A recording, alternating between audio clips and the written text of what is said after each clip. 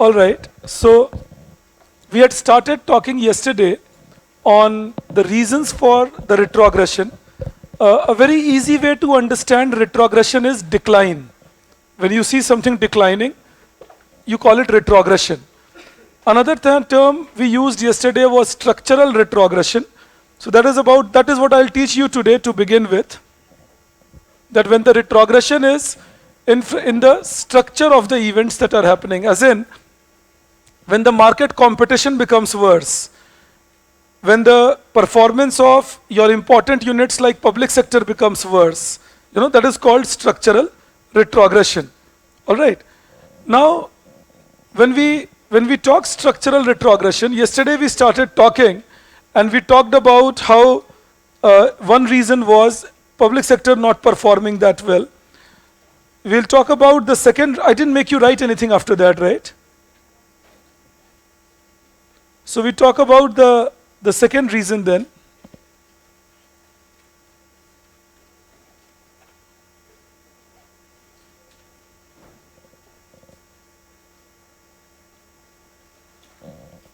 Now see, and there was one more term that I discussed with you yesterday, about which I got some of your messages also. That was capital output ratio. Just keep that in mind, that capital output ratio is how many units of capital do you need to produce one extra unit of output. All right, how many extra units of capital do you need to produce one extra unit of output? So if your capital output ratio is say 5, then that means if you use 5 units of capital, you will produce 1 unit of output. And if that ratio falls to 3, then that means now you need 3 units of capital to produce 1 unit of output. And that means that now you need lesser capital to produce output, suggesting efficiency of capital. Suggesting efficiency of capital. So that is all that you have to keep in mind.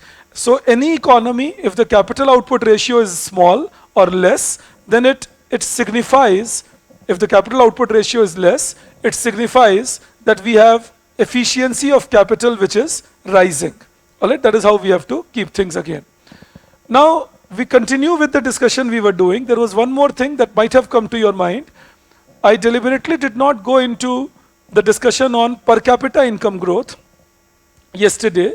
I will do a 10 minutes discussion or 5 minutes discussion on per capita income growth in this time period, because this became important. This became the reason why we started calling it the Hindu rate of growth between India between 47 to 79. Like India between 47 to 66 did not have that bad a per capita income growth, but then 66 to 78, 980, the per capita income growth was very poor, and due to that the name Hindu rate of growth started coming in. There is one more thing, one of you asked me and it made me realize that many of you may have this confusion, that whenever they ask you, whenever you see in newspapers, discussions, topics, things like today's newspaper, inflation values and the index of industrial production values, from your exams point of view, even as an economics optional student, the numbers are not important. What is important for you is, and I'll teach you those things, but what is important for you is the analysis. Why is the inflation rising? What are the steps taken to control inflation? How far can those steps work in controlling inflation? That kind of analytical mind you can keep working on. That's one. The second thing is, in the same discussion, the second thing is, also gradually, wherever you find time, try finding out, and again, I will also teach you that, but what are the components of CPI? What kind of inflation measures do we use? What are the components of index of industrial production? So all these things, if you, like in the newspapers, they mention for you that what is index of industrial production, what are the components. Those components can be okay. You can remember them from prelims point of view. From optional point of view, not important. But from prelims point of view, the components, etc. will be important. So you can keep that in your mind. So that is the way you should go ahead. All right, when you talk about looking at the newspapers, do not try remembering all the values. Now they will say 7.4% inflation recorded and 8.41% is the food inflation recorded, and within food we see tomato inflation at a 12% rate. क्या करोगे? एक महीने का inflation है, अगले महीने कुछ और होगा. So even if you remember it for a second, if you spend a lot of time, a lot of zeal, remember it, next month it all changes, and your exam will never ask you to explain the monthly inflation data of India. So the question can be there from inflation, but the question can be to analyze the trend of inflation in India and why inflation remained high in India in 22-23. What were the steps taken by the government to control it, and then what further could have been done to control it. Always structure your answer like that, or system like that. So whatever you are studying, similarly, when you read don't read the business page of the newspaper with a lot of zeal also. All news related to profit of a company, all news related to output production by a company, some company reporting a loss, etc., not of our use at all. We are not bothered. Similarly, all news related to, on the business page I mean, all news related to some sudden event, like say Elon Musk deciding he will buy Twitter. Let him decide it. It's not our concern. So just judge your things better. But if you have a news, again from prelims point of view I'm saying this, I will also teach you a few things so that my students don't need a GS paper 3 reference. But few things like tokenization. Again, within tokenization, you know what you should know? What is tokenization? What steps RBI has taken, if it has formed a particular institution to tokenize, what is the role of banks in it, what is the merchant discount involved in it. So, go for the technical aspects of it. Again, from prelims point of view, optional will never ask you to explain tokenization. Optional can ask you to talk about financial sector reforms or market reforms brought in by RBI in the last 2 years, last 1 year. What has RBI done for better protection of the consumers? That kind of a thing they can ask you. Remember, they cannot ask you anything which is for less than 150 words. Always remember that they cannot ask you anything which is for less than 150 words. So they have to create a question also which goes up to 150 words. Or maybe they have to combine that. So from mains point of view, optional point of view, remain conscious and do not spend time reading all this, because it takes away a lot of your time without giving you commensurate gains. A rather better way is go through them, sift through them, check, okay, this is the major inflation. So, and then check, okay, that means inflation has remained above 6%, the comfort zone of RBI for 3 quarters now. So that is important. But other than that, nothing else. You can also look into why inflation is important and all that stuff, or why inflation is happening and all that stuff, but nothing again more than that. So plan yourself like this and you get a much better, response to things. That is how I suggest you read newspapers. All right. Even otherwise, avoid all gossips from newspaper. Like city page can be purely more or less avoided. They won't ask you about the city news of Delhi, Mumbai, any place for that matter. So city page can be safely avoided. वो तुम पढ़ सकते हो, तुम्हारा leisure time हो सकता है कि नहीं, मुझे तो अच्छा लगता है कितने डेंगू के केसेस हुए दिल्ली में ये जानने में. That is your leisure time read, but that cannot be a read for which you will get any credit from UPSC. So be selective and go about it, and that will help you better. I'll start sharing the first set of newspaper articles with you from tomorrow night. I'll give you some articles from previous months, approximately 45, and by the end of this month, say around 26th, 27th, I will give you some articles from this month. Like September is my this month. In October end, I give you the September articles. So I'll give you some articles from there. They will be also around 50, 60. And those articles are mainly from optional point of view. In some of those articles, they might ask for subscription. Of course, you don't take that. But look for the source. Those articles are mainly picked up from Indian Express. Financial Express won't ask you for subscription, but Indian Express, or sometimes from Money Control. So in case they do, you just let me know which articles are asking you for that. So in that case, I'll try sharing some screenshot or something of that with you. All right, so we can do that. But otherwise, most of those articles are mainly for your mental upgradation, nothing else. It's not very important from your optional point of view necessarily, but important to the extent that the more you read, better you become in writing answers, creating answers for current affairs, and so on. All right, now we continue with the discussion we started yesterday. So first point I had made you write was public sector performance was poor. So second point we will go into, so poor public sector performance Second point, we will go into that today. Poor impact on efficiency due to licensing. Poor impact on efficiency due to licensing.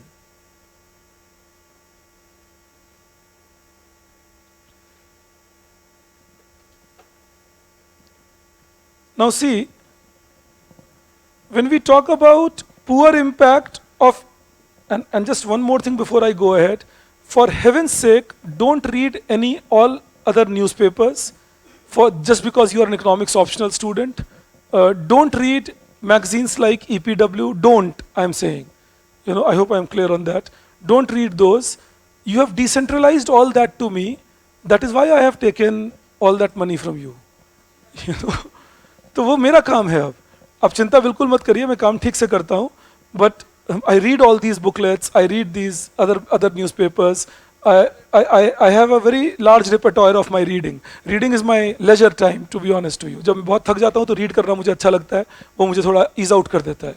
तो इसीलिए आप चिंता मत करिए. तुम्हें इसलिए रोक रहा हूँ क्योंकि तुम्हारे पास टाइम कम है. तो बेटर ये है कि जो तुम पढ़ो, जैसे जो पिछले 3 दिन में पढ़े हो, उसे जब तक तुम एक बार 2 बार नहीं रिवाइज करोगे, the thing will not settle down properly. So for you a better thing to do is revise it continuously. जैसे मैंने एक बार पढ़ाया, समझ में तो सब आ ही जाएगा, थ्योरी है, डिस्क्रिप्शन है. पढ़ोगे बार बार तो याद होती हैं चीजें धीरे धीरे. So read it again and again. Try remembering it as much as what you can, and that will work for you. Never underestimate descriptive topics. This is an error economics people do very often because we are so used to non-descriptions and we are so used to micro and all those international economics challenges that when it comes to descriptive papers, we feel, oh, something can be done. But nothing happens here. Plus, and I will teach you, and I'm trying to do that also right now, remove a college habit of picking words and writing answer. ये हमारे college time की एक आदत होती है. Evaluate the importance of green revolution for future economic revolution, agricultural revolutions in India. Green revolution, agriculture, future. अब बेटा मैं बताता हूँ मुझे कितना, इससे काम नहीं चलेगा. You will have to read the question, understand what is the idea of the question, what are they asking you to write, and then present it across. So do not get complacent on description. The point is that the best part of our subject is, and I actually appreciate that, is that even the descriptions are objective. Things can't change. The reasons I am making you write are the reasons. Nobody can come tomorrow and says, no, I think actually something else was also happening. This is what they were happening, and this is how we have researched and recorded it. So please keep this in mind, that description should be understood well, because the mind will get you lazy at times. The mind will tell you, अरे अभी तो sir Indian economy पढ़ा रहे, अभी तो अगर आज मैं थोड़ा सा इजी भी ले लूँ तो काम चल जाएगा. चल ही जाएगा, काम तो सबका चल ही रहा है, तभी तो 99% लोग इस एग्जाम को क्वालिफाई नहीं करते. काम तो उनका भी चल रहा है ना. ऐसा थोड़ी है कि वो थर्ड फ्लोर से कूदते हैं नीचे, कुछ तो कर ही रहे हैं वो भी. बट तुम्हें ये ध्यान में रखना है, you will have to keep it in mind that descriptive questions in optional paper 2 are very pinpointed questions. They expect you to write pinpointed. They expect you to be very clear in what you are writing, what you are doing. So don't think that, okay, I'll write something and I'll get my marks.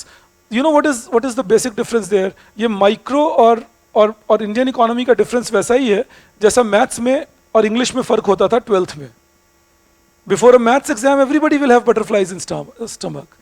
Everybody will be worried. Oh, I have a maths exam. I'm worried. What kind of paper will come? Well, in any case, you didn't know English anyways. आती तो अंग्रेजी भी नहीं थी. लेकिन हम में से कोई नर्वस नहीं होता था क्योंकि सबको पता था कुछ तो लिखूंगा ही मैं. पर कुछ लिखने नहीं जा रहे हो इस एग्जाम में. तुम यहां बिल्कुल सेंस लिखने जाओगे. तो जो एनालिसिस करूंगा मैं तुम्हारे साथ, उनको समझते जाओ. क्योंकि अच्छी बात क्या है, even if you don't remember the data pinpointedly, which I don't expect you to do also, but even if you remember the trends and if you remember the analysis of each time period, what that will do is even a broad understanding of analysis will mean if they send you a 150-word answer and say ask you for 51 to 66 kind of something, you will surely be able to write it up with at least that much conviction that a 45%, 50% lands up with for you. And that is my minimum requirement at the moment. You know कि तुम्हारे 50% तो minimum हमें target करना ही पड़ेगा to keep you in contention to qualify. I'm suggesting this to you. Keep this in mind. In your mains examination, including the interview, you will need around 1,000 marks to become an IAS officer. Now your planning should be done in that manner. That how do I achieve my 990,000? If you achieve your 990,000, you become an officer. I mean, you don't have to take the next attempt then. And that is our aim, that you write it in a manner where you don't have to take the next attempt. So in that case, plan it that, okay, in GS you can target something like 415 kind of something. And in essay you can target something like 125. And then in optional, if you can target something like 255, 260, which is 52% marks, that takes you to around 810 in the mains written exam. And then a normal 180, 185 having a decent interview will mean you are 990 plus. But if you don't have any such strategy in your mind, then you know what happens, and I hope you are listening to me, because I'm warning you against something that can happen with you. What happens is we go into the exam hall not even knowing what we are here for. What marks are we targeting? Now you may get two questions, I repeat, in 10 marks each, where those questions can be throwing a bad situation where you don't know the exact answer to it. Say you don't know anything about it. It's a possibility.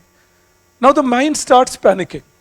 Oh, I'm losing 20 marks. What will I do now? Then the normal things also that they ask you, we start getting hit on that.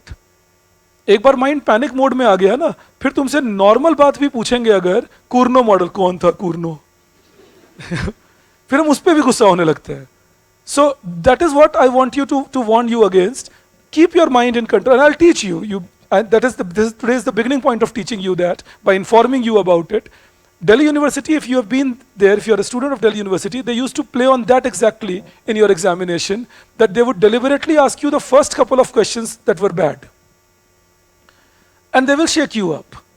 That ask you the first couple of questions and ask you bad questions. Now you are shaken up. Now even the normal questions are looking difficult. And now you are feeling troubled. My God, what kind of paper these guys give? No, they give you normal paper, but they have played on your mind and you have surrendered. Just don't let that happen.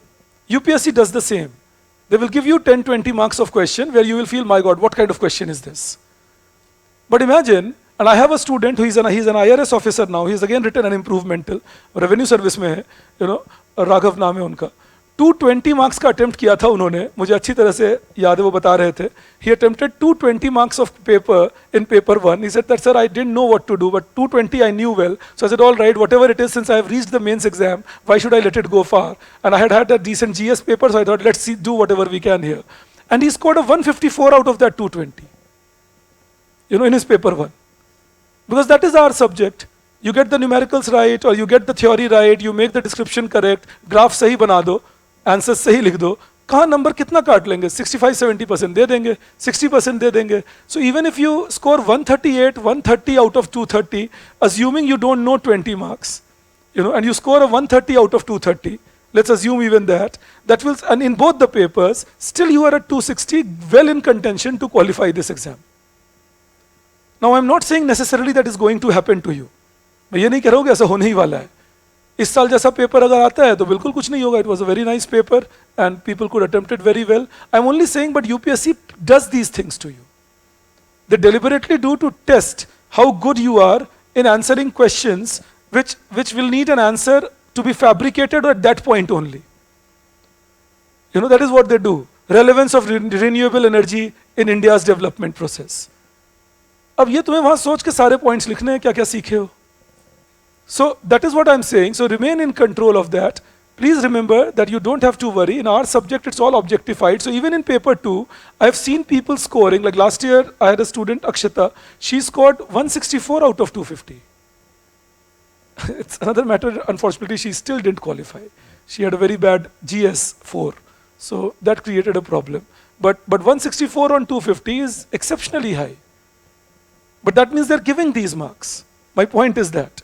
that means they're giving these marks. If they're giving these marks, then they're up for grabs. फिर तो हम ला सकते हैं ये number. तो यही इसलिए रुक कर आपसे बोल रहा हूँ कि डिस्क्रिप्शंस के को भी कम से कम 2 बार 3 बार पढ़ो. Please read your descriptive questions also 2 to 3 times. Internalize the discussions, the debate, and then you will be in a situation where gradually you will feel comfortable in these spaces. These things don't come into our groove overnight. तुम अभी पढ़ोगे फिर भूल जाओगे, फिर exam जब मैं test लूंगा तब पढ़ोगे फिर भूलोगे, फिर उसको दूसरी बार टेस्ट लूंगा फिर पढ़ोगे तो थोड़ा याद रहेगा. Then again I will test you, again you will read it, again a little bit you will remember. It's by the time you go to the mains with around 4 or 5 revisions behind you that you will say, okay, now I remember everything wherever it was. So that is our plan, that is my plan also. So I just thought I'd share with you, because economics is an optional where everything is objectified. I mean, if there are problems in Green Revolution, those problems are objective. Nobody can get up tomorrow and say that, oh, I feel it is not objective. I mean, it is not the problem. Problems are problems, solutions are solutions. We'll go on like that. All right, so now I explained this to you now. Poor impact on efficiency due to licensing. See, understand this. Licensing was introduced, I told you the other day, to reduce overproduction and to make sure something is not in shortage. But gradually what happened was, people started making business out of this licensing. Now, how do people make business out of this licensing? People started making business out of this licensing. So how do people make business out of this licensing? People made business out of this licensing in this manner. Listen to me very carefully. They said that first thing happened was, in government offices, people realized that only those who get license from us will be eligible to produce, and that will mean they will get a captive market. Captive market means a market where there are few producers.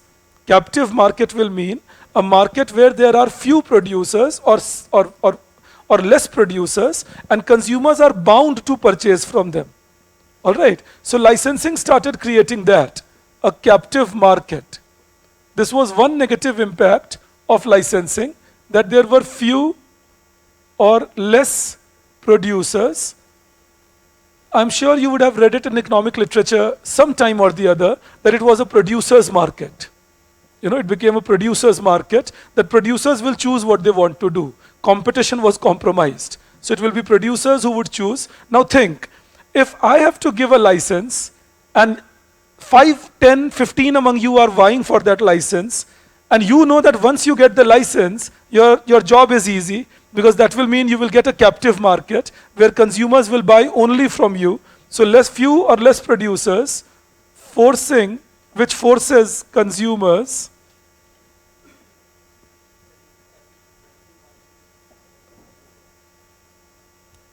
no, let me come to that. All right, to have less choice. So imagine a captive market actually is a situation then where, due to design or by default, there is a situation where there are very few sellers, and these few sellers are not competing among each other, they are all colluding with each other. I can use these words, compete, collude. I'm assuming I'm talking to economics people a little bit. All right, so they're not competing with each other, they're colluding with each other. They're coming together and they're fixing price with each other and so on. Now, cartelization. And now, that means that as a seller now, I know that once I get this license, I have this benefit. Once I get this license, I have this benefit. So what do I do? I am willing to pay any price for it. Why? Because getting a license will get me higher profit than expected. That is what you call economic rent, earning above your opportunity cost. All right, जब आप अपने opportunity cost के extra earn करते हो, वो है economic rent. आपको कुछ सिखाने वाला हूँ, इसलिए वो step by step जा रहा हूँ. I'll teach you something important. I'm going step by step. So now, licensing will mean that those who have the license can sell at a higher price in the market and earn extra from the market, which is an economic rent from the market. A part of this rent will be sought by the license giver, creating the term in economics, rent seeking. All right, that's a euphemism for bribery. Bribery के लिए एक अच्छा शब्द है, rent seeking.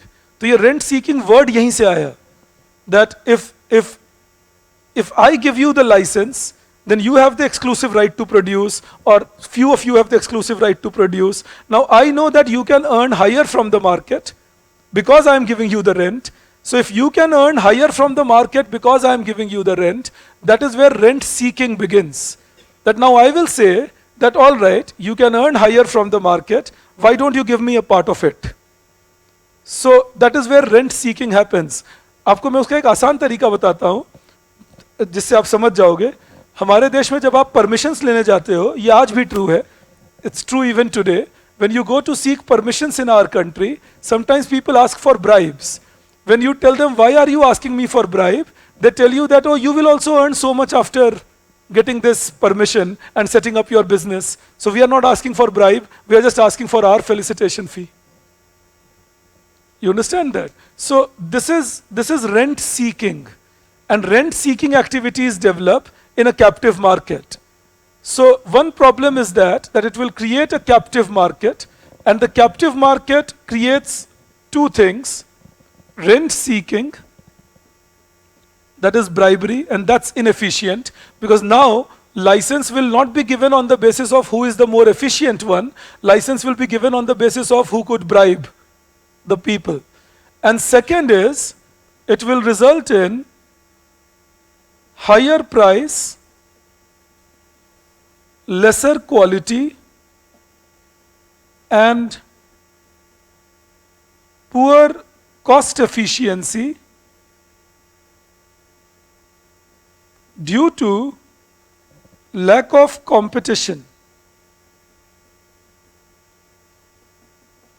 That is what licensing was doing.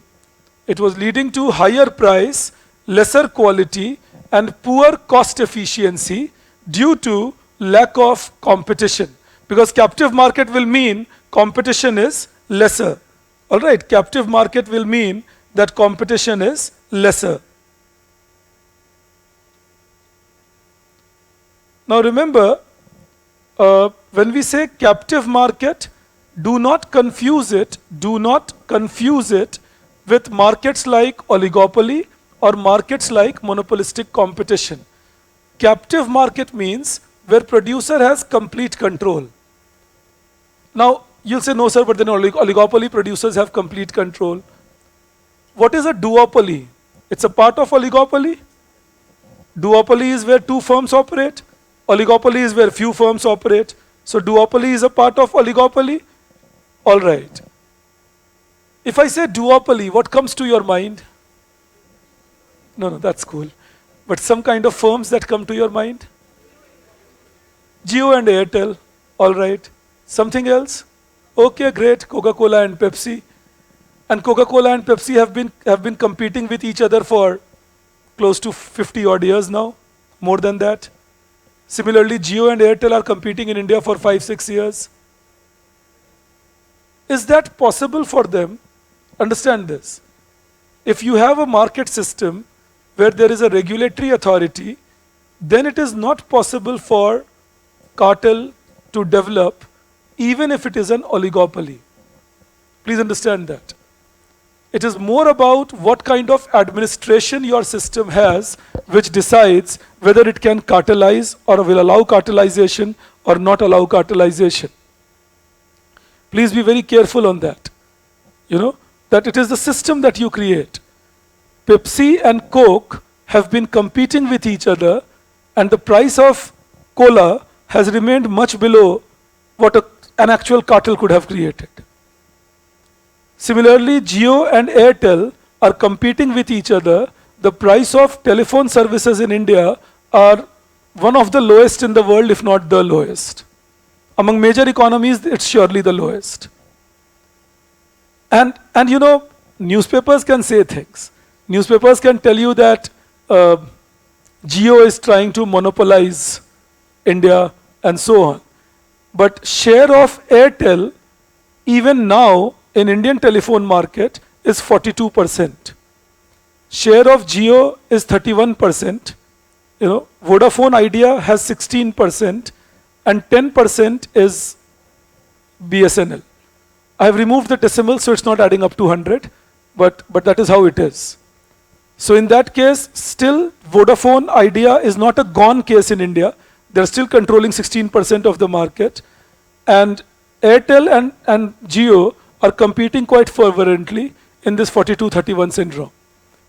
Also remember, India has a Telecom Regulatory Authority of India and Telecom Dispute Settlement Authority of India. So before we conclude that, oh, Jio is doing predatory pricing and so on, as economics people at least don't do that. Laymen doing it, I can understand. You know, but economics people should not be doing it, because we should be careful about what are the institutions through which these decisions are taken. Some people say, but look, Jio gave free services in the beginning. They were trying to capture the market.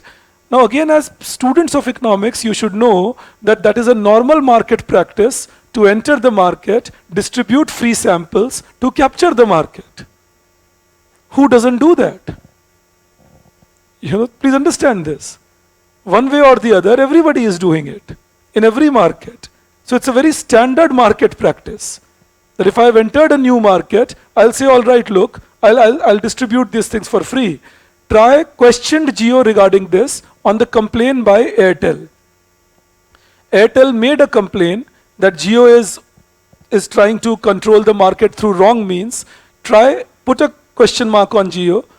Jio answered it by saying that this is our entry-level policy, and gradually we will start charging values, and we will earn over the period from the value-added services like Jio Cinema and so on that they give along with their connections. So they say we will earn out of that and break even. Now they did break even. Break even word you understand? Recovered their cost. So they did break even by 2019. So if you are doing predatory pricing, then you cannot break even. Predatory pricing, the definition is pricing below the cost in order to earn more market share and gradually deprive the other participants. But if you price below the cost, you will end up making huge losses. But Jio was not doing that by 2019-20 itself. So remain very careful. I know we are not a perfect democracy at all. We are far from it. But we are not a banana republic too. You know? So if somebody writes in the newspaper that, oh, Jio is controlling the market, we got to be careful about what are the institutional mechanisms behind that. In fact, TRAI ruled in the favor of Jio. Airtel was not satisfied with it. Airtel took the matter to TDSAT, Telecom Dispute Settlement Authority of India. TDSAT established a committee consisting of 3 people who studied this effort. Then the committee was expanded to 5 people who further studied as to what is Jio's market plan, and then they concluded that all right, Jio can be allowed this because they have a valid market plan by which they will be earning profit after the gestation period is over, and they can be allowed to do business in India. So that is how it all happened in the last 5 years in India. Just because I have raised up this issue of Jio and Airtel, I'll solve your curiosity. Jio could do better than others because of 3 advantages Jio had. Jio was not a member of 2G license. And in 2G license case, the licenses were cancelled with a suo motu cognizance by Supreme Court, with the 2G scam so-called that we claimed. And then after that, all companies which had gone for 2G license, lost their license, had to apply again for that license. You know, they lost their license, had to apply again for that license, and that meant extra money was spent by them. That is why smaller companies like MTS, Uninor, they just packed off. They could not sustain.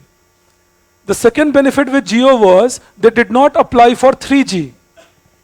Because 3G licensing was given in India in 2012. And 4G came to India in 2015-16. And 3G licenses were sold for 1,02,000 crore rupees. And majority of it was purchased by Airtel and Vodafone Idea and BSNL, of course. So now they purchased this 3G license, these companies. 3G becomes redundant within 3-4 years. They were unable to even recover their money from 3G before 4G came in. Jio again had not applied for it. Then 4G comes in. Jio have another stroke of luck.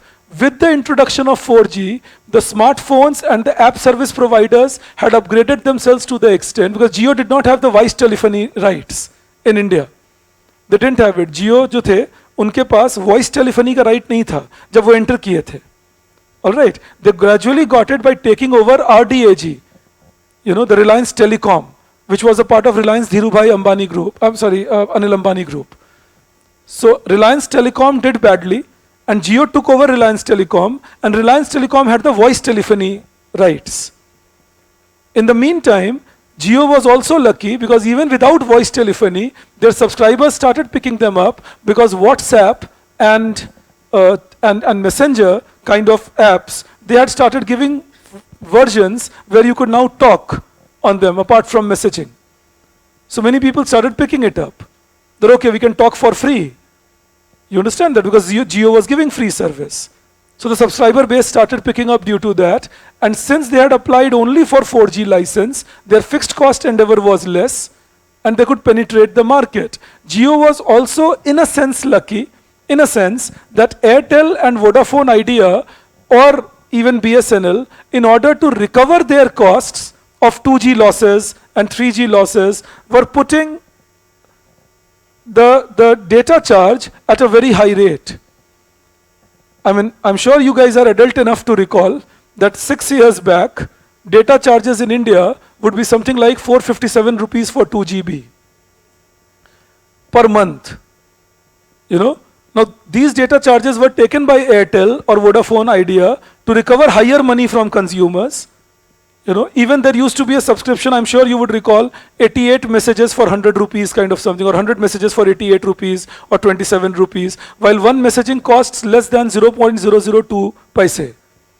So these were some benefits made by them. They were trying to do that to recover their money that they had lost in 2G, 3G. But when Jio didn't have all this baggage, comes in, starts pricing very low, forcing them to price low. And now Airtel is back in profit over the last 2 years. And we are such interesting people in India. We never ask Airtel, how come you were charging us so high, now you are making profit charging us low?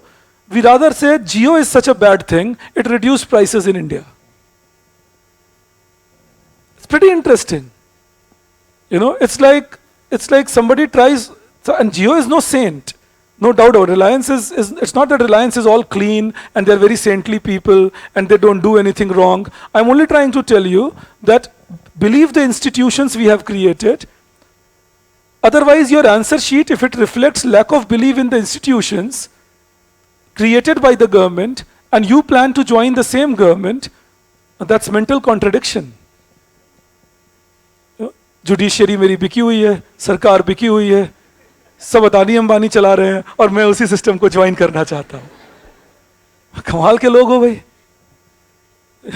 So you got to be careful that your answer sheets should be based on factuals. That's why I stopped and told you this, that there are factuals behind things. Always verify the facts. Okay, what is the full story? Now, of course, you are with me. Most of the times, I would have a knowledge on a lot of these full stories because, as I told you, I keep reading here and there to know more. Because unless I don't know, how do I form a view?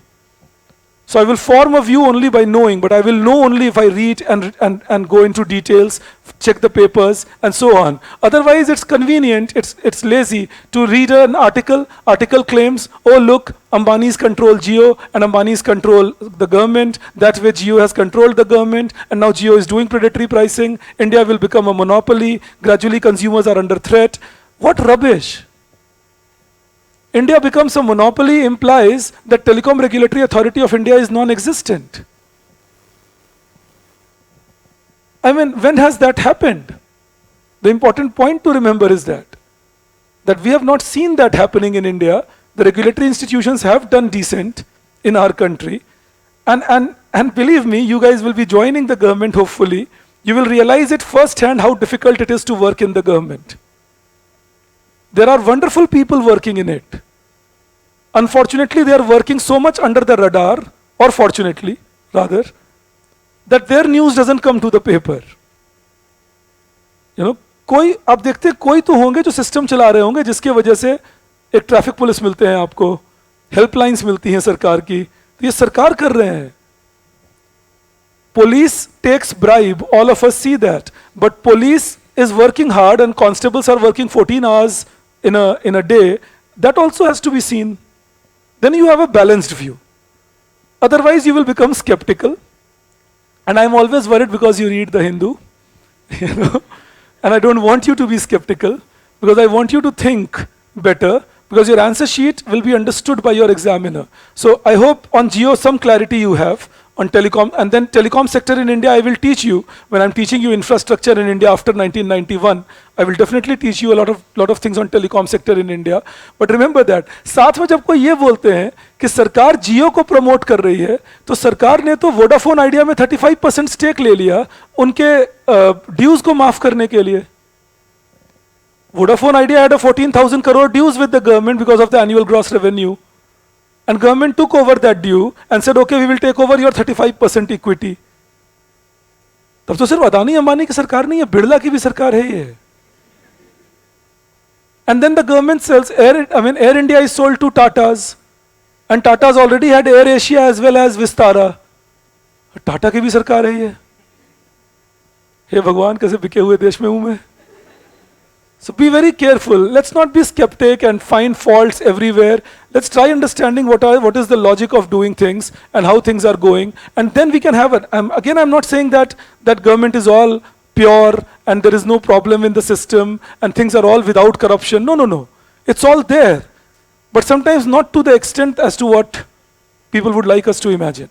That is the only thing. Your answer sheet should be correct rather than skewed. That is my only concern. All right, now coming to this and explaining this to you, you know what happened? The licensing procedure gradually started becoming more and more stringent. I'll tell you what I mean by stringency. Initially, license was given only to enter the market. That okay, if you have a license, you can enter the market. If you have a license, you can enter the market. This was initially done. By 1966-67, government said the license will have a restriction. So you know what was done? It was said that if you are given a license for 100 units, then the minimum you can produce is 95 units and maximum you can produce is 120 units. This amazing rule was introduced in 1967. The government said, otherwise your license will be cancelled. So if you want to maintain your license, if you have a license of 100 units, 5% deviation below the given license amount and 20% deviation above the license amount is what will be permitted to you. All right. So if you have a license for 100 units, 5% minimum, iske niche gaye, license cancel hoga. All right. If you go below this, your license will be cancelled. 20% above the license amount, you go above this, it will be cancelled. All right, so you have to keep producing in this. Now, the point is, you give the license and you give them a range, but what if this range doesn't match with the inventory cycle? Because ranges have to match with the business cycle of the economy. So imagine if during a downturn, in a slowdown, in a recession, if the demand becomes so low that even 95 is too much, and if during a boom, the demand becomes so high that 120 is also too less, then you are unnecessarily restricting me into this domain.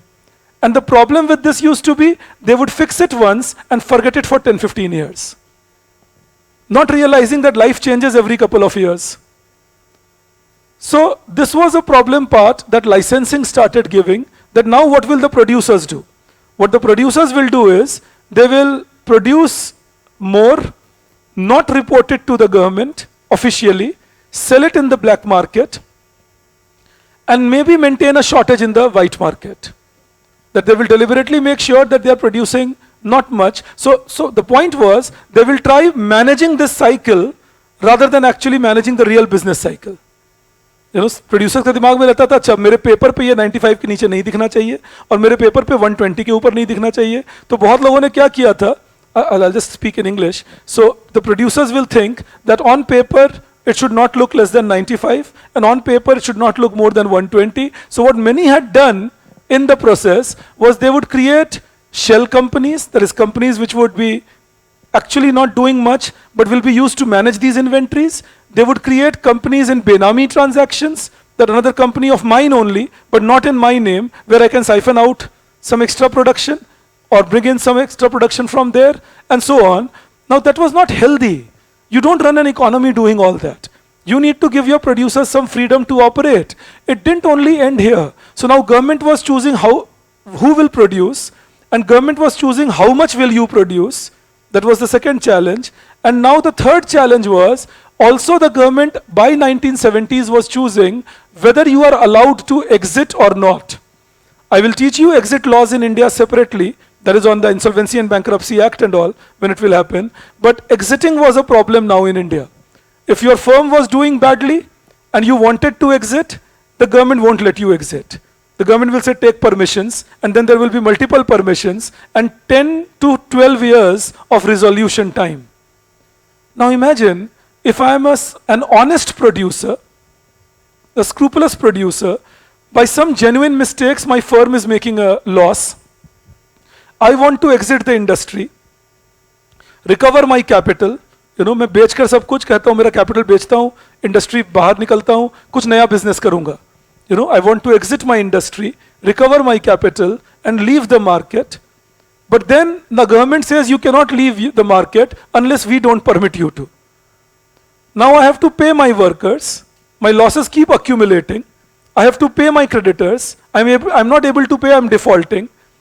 And it takes 10, 12 years. By then my machines, whichever were there in the company, have got dilapidated. My firm's value has come down badly. And now even if this firm is sold, I will hardly get anything out of it. This is one side of the problem. The other side of the problem was people made going bankrupt a business in India. That was the second side of a problem. I will tell you how going bankrupt became a business in India. Suppose I am a corrupt businessman and you are my corrupt bureaucrat friend. Right? Now, we are in cahoot with each other. Now, in the meantime, in 1969, the banks have been nationalized, so you can influence the banker's decision, or you can be a corrupt politician also, whichever you choose. Now, I use my influence with you to get a nice 5 crore loan sanctioned from the bank. I will use this loan. Out of this, 2-3 crore will be siphoned out straight away. Another 2 crore will be used to buy land, set up a factory, buy machines. I will do all that. Then I will start running my business with all carelessness. I'm not bothered about the business. I've already taken the money out. Then remember, there were not days of computerization, so record keeping was weak. So I will take multiple loans on the asset. The same asset will be pledged to one bank, then to another bank. All these loans will be taken. In the meantime, I have mismanaged my company big time, so my company goes into loss. Now I go to the government and tell them, look, I have gone bankrupt. I am not able to pay back any loan. I am now leaving. Can't help. I am closing the company. The government says, hang on, you can't do that. The company will go on because the workers can't be left alone and creditors can't be left alone. But the government is unable to resolve the bankruptcy very quickly, and it takes 10 to 12 years to resolve this bankruptcy. In the meantime, I am pretty happy. I have nothing to lose. More often than not, in these days, the government will nationalize this company, and the newspapers will give you a headline, the capitalist has been punished by taking over the entire company. What was left in this company now? And this became a business in India for many people. In case it surprises you, then my God, sir, this was happening, nobody was noticing. What else did Mr. Vijay Mallya did with Kingfisher? He starts a company, runs it badly, takes 12,000 crore loan on that company, and now he had to leave because the laws had changed in India. Otherwise, in those days, people didn't even leave. They would stay in India. So this is mismanaging because you know that I don't have to pay back any money, and my company is bankrupt. So be very careful. Poor systems created this. Now, how was licensing affecting this? Because licensing meant very few people in the market, producers, competition was low, at times there was negligent administration, and all that resulted in poor quality of production, as I made you write, costs being high comparatively, and all these malpractices prevailing. Do I believe you get the hinge on that? I had a hand raised. Yes, yes. Oh, I'll tell you. So the government didn't buy it. The government said, we are taking it over. We are not paying any money to you. You have mismanaged the firm. So on paper, there was nothing spent by the government. And the government said, we are doing it to save the employment of the workers working in it. You know? Now the government will pay them. Absolutely. Because there was more ideology dominant that we won't let the workers lose and we will manage it on our own and revive it across. This is just the beginning. In fact, when I was teaching at Delhi School of Economics, I used to offer a course on economic development and planning in India. And in that, I used to teach my students a case study, how not to make economic policies. And India between 70 to 80 was the example there. You know, I'm honestly telling you that I taught for very long, that how not to run an economy. You know, there are many things done even today to do that. Imagine, why should government be running a scooter company today? Forget 1970s. Imagine, even today government runs a Scooters India Limited. But why should government be making scooters today? So they make scooters and they run the company only to let people feel assured that no, it's a public sector which I am running. It took us so long to sell Air India. And even now some people are upset. You know, but who is missing Air India? The government Air India. ऐसा थोड़ी है कि हम रोज रात में हम और आप रोते हुए सोते हैं, हे भगवान एयर इंडिया बिक गया, बाहुबली चले गए. ऐसा तो होता नहीं कुछ. We don't miss Air India because Air India was hardly performing. Its total market share was 12%. So if 12% people are flying in your plane, in your airline, and that airline is sold out, in any case people were not gaining much. Air India was not selling the cheapest. Rather, they used to be one of the costliest on most of the routes that they would fly. And airline is not a labor intensive industry, it's a capital intensive industry. So obviously it is not creating enough employment. So how were they serving the poor? And surely poor don't fly in India. You know? So how was Air India serving poor? But imagine, there was so much debate that Air India is a mascot and Air India should not be sold, etc., etc. But in the process we were giving 6,100 crore rupees to Air India every year. You know, so this is irrational behavior at times that we show. And this irrationality, the root cause somewhere lies in the ideological hangover that people have. That is why in your first class itself I was telling you that isms are dangerous.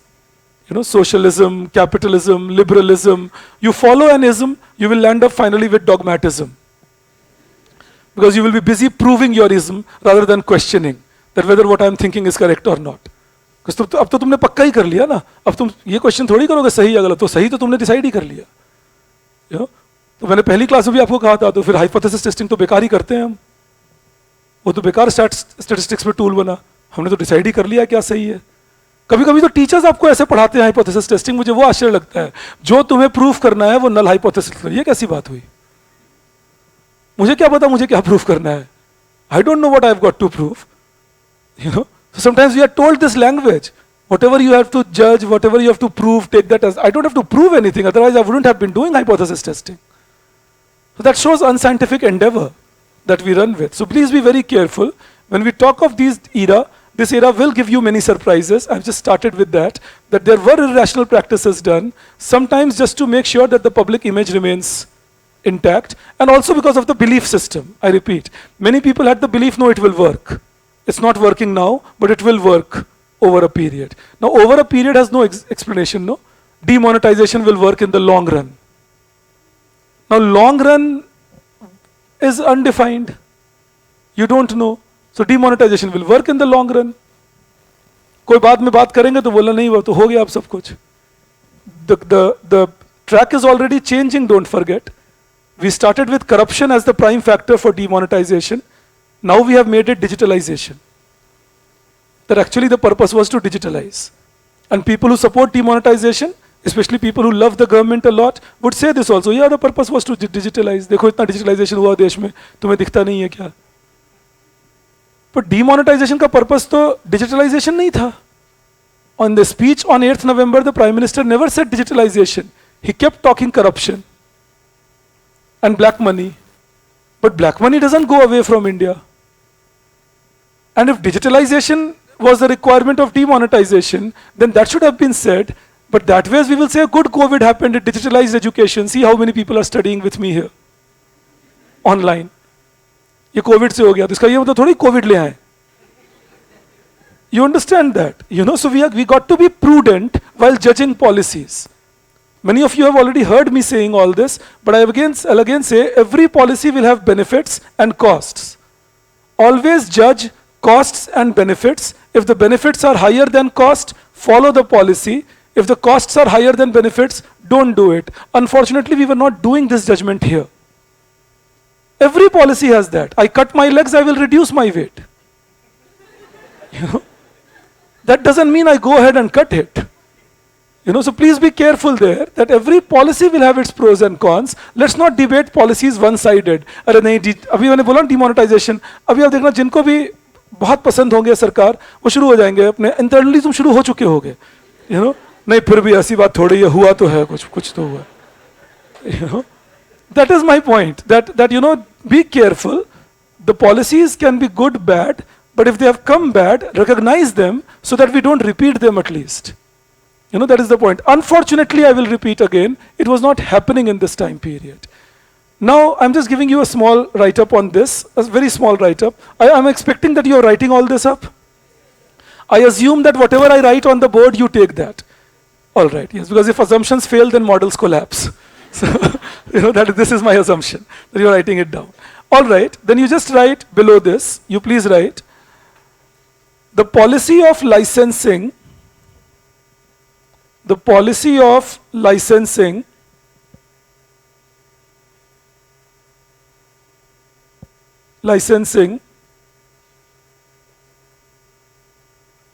was expanded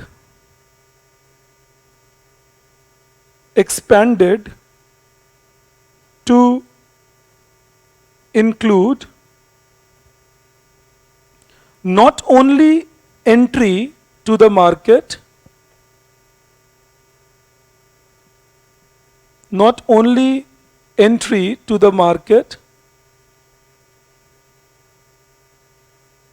but also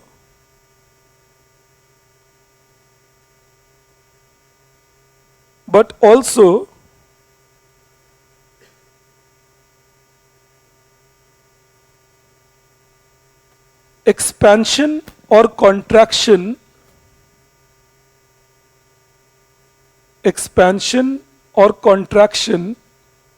of the firm. In a bracket, you please write output capacity. Close the bracket. And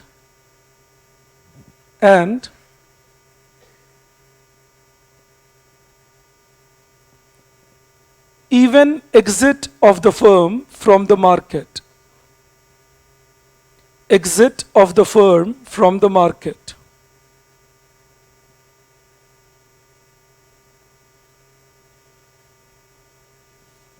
All of this discouraged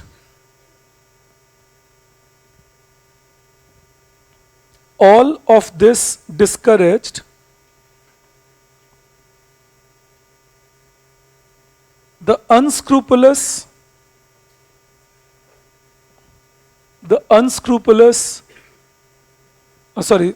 scrupulous, unword hata do. All of this discouraged the scrupulous producers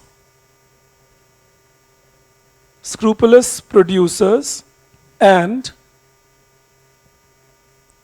encouraged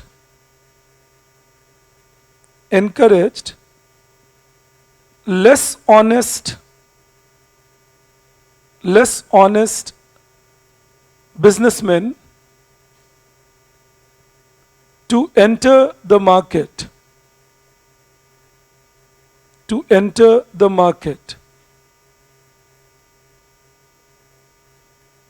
Remember one thing, since I told you about corruption in particular, corruption is never only government or only market. Corruption will always be a demand side and supply side system. Somebody has to demand corruption, saying, I'll give you money, get my work done. And somebody has to supply corruption, give me money, I'll get your work done. That means, unless there is both sides of the market present, you cannot have people corrupt. So that is why I never say that, oh, it's only because of government or it's only because of the private sector. It is because of the system. All right? System goes corrupt, system goes decorrupt. So if the system is corrupt, then in that case, whether private sector, government sector, there will be a nexus at one place. And it doesn't mean everybody is corrupt. You understand that? It doesn't mean everybody is corrupt. For example, one of your friends says that 14 hours of duty doesn't justify corruption. No. Those who are corrupt don't do 14 hours duty. Please understand the difference. 14 hours duty if somebody is doing, then that means that they are duty oriented. There are two sets of people. जब तुम कहते हो police, homogeneous group थोड़ी है. If you say teachers are idiots, that doesn't mean Vibhas is idiot because I'm not only a teacher. And if you say Vibhas is an idiot, it doesn't mean all teachers are idiot. I used to explain this to my dad also, that don't confuse between common noun and proper noun. Everything is a set. And society is a set. If you say we have corrupt politicians, seriously we have corrupt politicians and we have such de-corrupt individuals who travel in a bus without taking a ticket and come back home and show it as an act of bravery. मैं तो आज बिना ticket लिए आया हूँ. We go to public platforms, railway platforms, don't take platform tickets, and we claim we are not corrupt. If somebody gives us a 10% discount even on medicines, we don't take a bill on that medicine and don't pay GST on that, and we say we are not corrupt. जिसको 500 का मौका लग रहा है वो 500 का कर रहे हैं, जिनको 5 करोड़ का लग रहा है वो 5 करोड़ का कर रहे हैं. होलियर देन दाउ एटीट्यूड ही सबसे बड़ा दुश्मन होता है डेवलपमेंट का. दैट एटीट्यूड आई सी हम भारतीयों में कूट कूट के भरा है. मैं तो बिल्कुल डीकरप्टेबल आदमी हूं, ये पूरे शैतानों के बीच में जिंदगी जी रहा हूं मैं. Got to be careful. That corruption is system. Corruption is not individuals. Individuals tend to be corrupt if system motivates them to be corrupt. When you make a rule like this, then you enhance corruption. If you make rules simpler, automatically there will be no corruption. I'll give you a simple example. We create an unnecessary requirement of compulsory attendance in the college. We corrupt our students who then take recourse to proxy or false medical certificates. ये corruption आपसे करवा कौन रहे हैं? हमारे बच्चों से हम खुद ही करवा रहे हैं. You attend my class, otherwise I will not allow you for the exam. Now you have a captive market. No matter what rubbish I talk, you got to attend. On the other hand, I leave you free. You are 18-year, 19-year, 20-year-old people. Who are in the college. Not you, you are elder than that, I know. But those who are in the college, a 20-year-old, 18-year-old can elect the prime minister of this country. We trust that. We trust that women who are 18-year-old can have their family. And we say we need to tell them that whether they should be attending a class or not. Let them not attend. In the worst case, what will happen? They will fail. They will learn that I got to attend the class to pass. But why should we play the big daddy? No, you got to come. And if you don't come, dekh lo. No, we don't need to tell you anything. Don't come. But then we need to teach efficiently in the class. And we need to be effective over there. And then set a paper for you, based on the rigorous teaching I did with you in the class, that those who didn't attend it will not know what is happening. And I will not feel bad about it because I did my best in the class teaching you. And those who attend the class and learnt well will learn good economics, go home good, and take a rigorous exam, will bind on their certificate, and their certificate will be then future oriented. Either you can do a research with that degree or you can do a job with that degree, unlike today when you hardly get anything with that degree. So you have to be careful of what we are trying to give you. And that is systemic again. So make the system better rather than forcing the children to listen to me. I should not be doing that. I should rather set you free. And then I should rather try teaching you so well that you are interested in listening. क्योंकि मैं नहीं मानता कि किसी बच्चे के पास कुछ को छोड़कर, कुछ लोग अमीर हैं भारत में, some are rich in India, but barring that, people have enough money to pay tuitions rather than attending college. And along with that, start charging more in the college from those children who used to pay even higher in the school. And use that money to give scholarship to poor children. Why should my son be paying lesser in his college than what he paid in his school? And many of you would have done that. I did that in my college days. Why should we be subsidized in the college? We can pay the fee and the college can get the funds, and those funds can be used for upliftment of those who cannot afford the fee. It's a very basic way of doing things. You make the college system sustainable. That's what you call sustainability. Nobody has to take a budgetary support. We are giving higher education, mind you. And now imagine if for the same college degree, you would have paid 2 lakh rupees or 5 lakh rupees, you wouldn't have been happy if the class had been cancelled. That is what money does to us. And that is why economics is important. You know. So we got to realize, you know, that put a value on the product. And again I repeat, don't deprive the poor. So listen to me very carefully. I'm not suggesting at all that only rich people should study. Rather than giving poor only free education, give them scholarship based education. अगर कोई बच्चे ऐसे आते हैं जिनके घर के पास पैसे नहीं है, तो ऐसा सिस्टम बनाए कि जो अमीर बच्चों से हमने पैसे लिए उससे उन्हें स्कॉलरशिप दे सके. फ्री एजुकेशन तो छोड़ो, तुम्हें पैसे देंगे पढ़ने के लिए, तुम आकर पढ़ो. This is a system we need to develop rather than saying, oh, rich kids, poor kids, every kid come study for a very low price. The rich kid never understand the value of that education. Then gradually it seeps into the system, where the system says, oh, the kid are not showing a lot of interest, and the professors don't show a lot of interest, and then the system starts becoming predictable, where supposedly everybody is acting that they are teaching and they are studying, but finally everybody knows which 10 questions. And then students get angry if those 10 questions don't come. What an unexpected paper, this is not done. But who gave you the right to expect? So please be very careful. That's in economics, we call it the gale of instant gratification.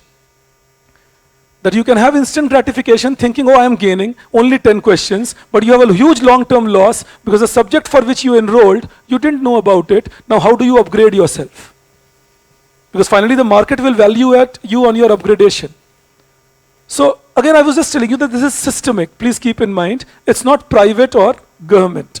All right, it's systemic that you need to keep in mind. Government colleges, private colleges, it doesn't matter. Private schools, government schools, it doesn't matter. Again, education, since I was giving you an example, if you make the system efficient, the schools and the colleges start becoming more efficient. Same with companies and things. So never confuse my talk by thinking that sir is saying that government was corrupt and private would have done the job. No. If government is corrupt, then that will mean even private will realize that there is no regulation on me and they will be equally corrupt or inefficient. So we have to be careful on that. All right. Now see, you write the third point. This was the second. Then the third point, you write,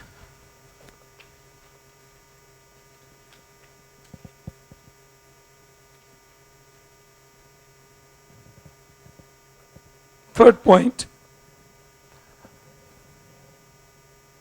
rise in protectionism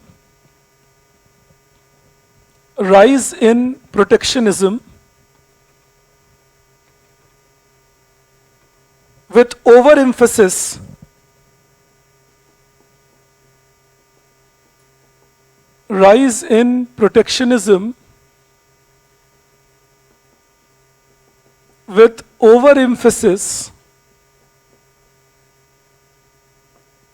on import substituting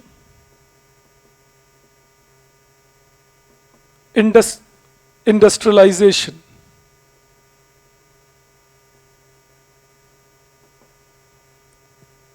Overemphasis on import substituting industrialization.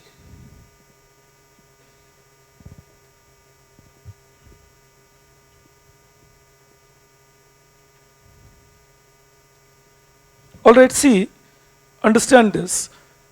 Understand one more thing. This clarity also I need in you. That import substituting industrialization was introduced with the objective that India will become industrially diversified. Any system in the beginning remains better.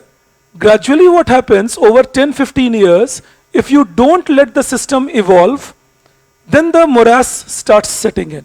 Then the decay begins. All right, I'll tell you what happens here. Now the producers domestically realized this is a good opportunity. The government is focused on import substitution, which means we can have further control on the market by not letting even competition come from abroad.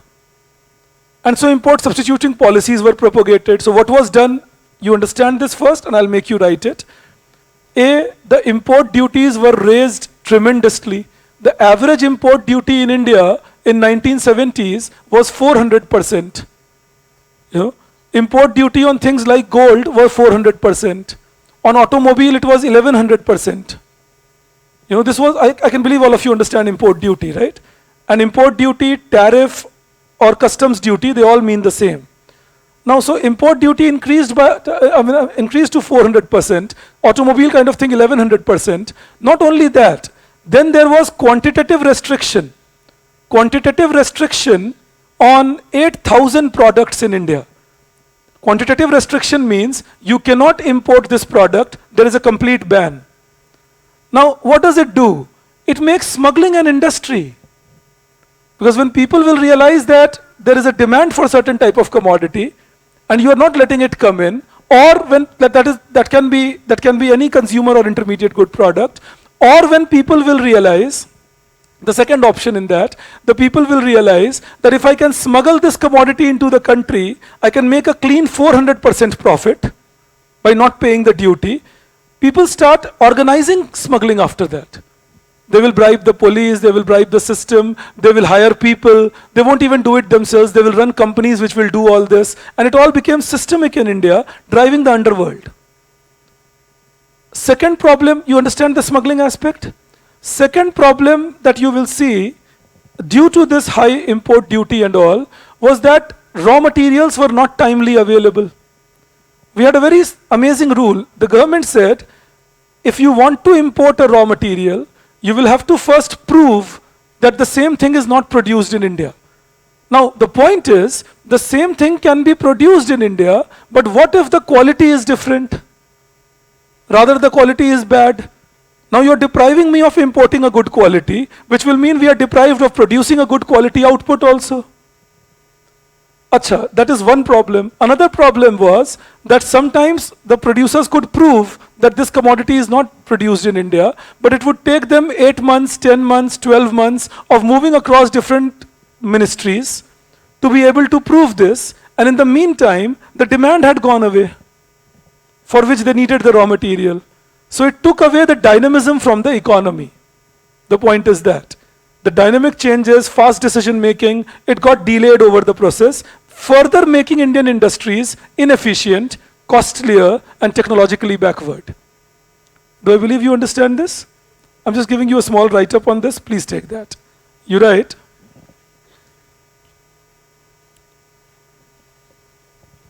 import duty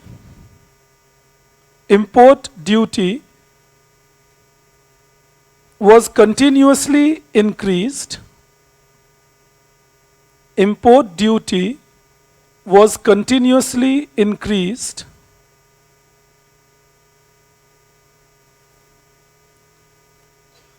where it reached an average of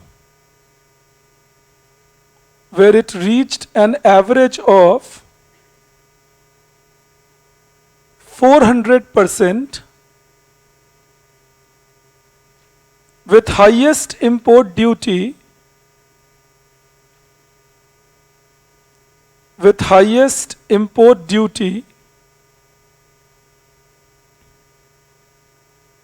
above 1000% for many commodities. Full stop. It was also accompanied by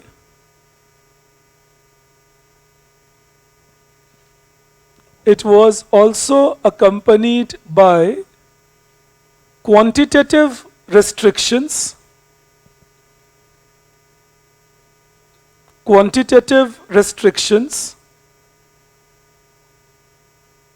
in a bracket you write, complete ban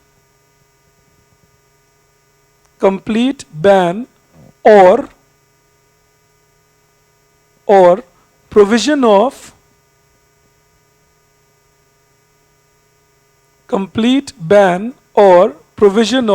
import quota. Complete ban or provision of import quota. I can believe you understand import quota, that only that much will be imported which the government permits, and that also through a government's licensed agent. All right? In some places you will see a name also, it means the same, canalized import, C-A-N-A-L-I-S-E-D. Canalized import is nothing but an import which can be done only by licensed agent of the government. All right? Canalized, C-A-N-A-L-I-S-E-D.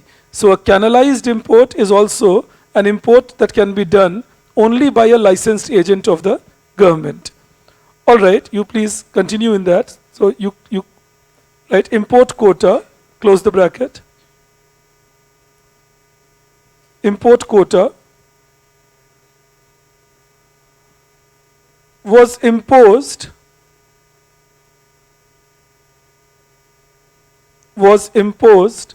on approximately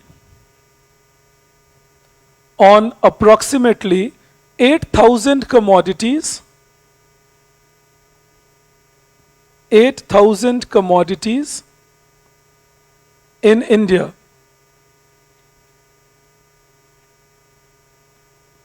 This resulted in developing two major sources of inefficiency. Two major sources of inefficiency. One, it promoted smuggling. It promoted smuggling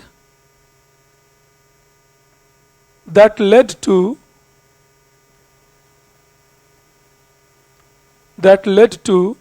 black economy.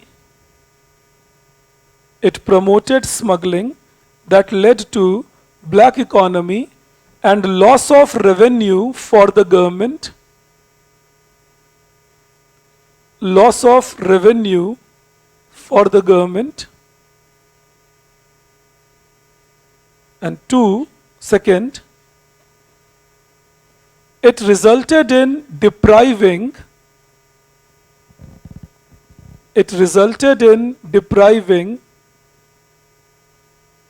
production firms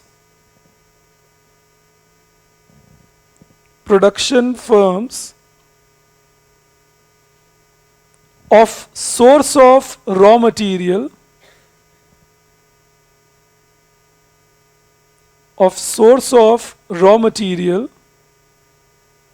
and therefore compromised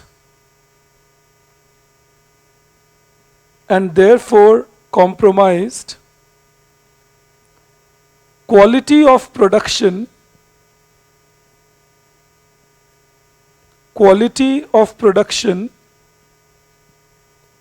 in the country.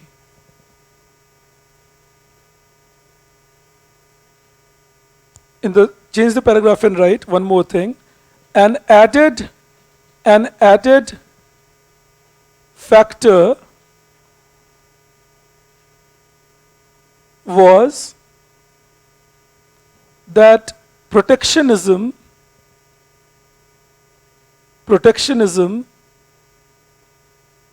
further reduced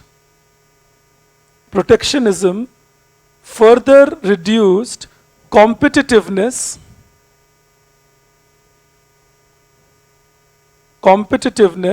in Indian market. Further reduced competitiveness in Indian market. I can believe we are okay on that? All right. Then we move to the fourth point that happened. And this I will teach you in detail when I am teaching you taxation policies in India. But this was a factor in India in those days which was disruptive to us. That was complex tax rules in India. Complex tax rules in India.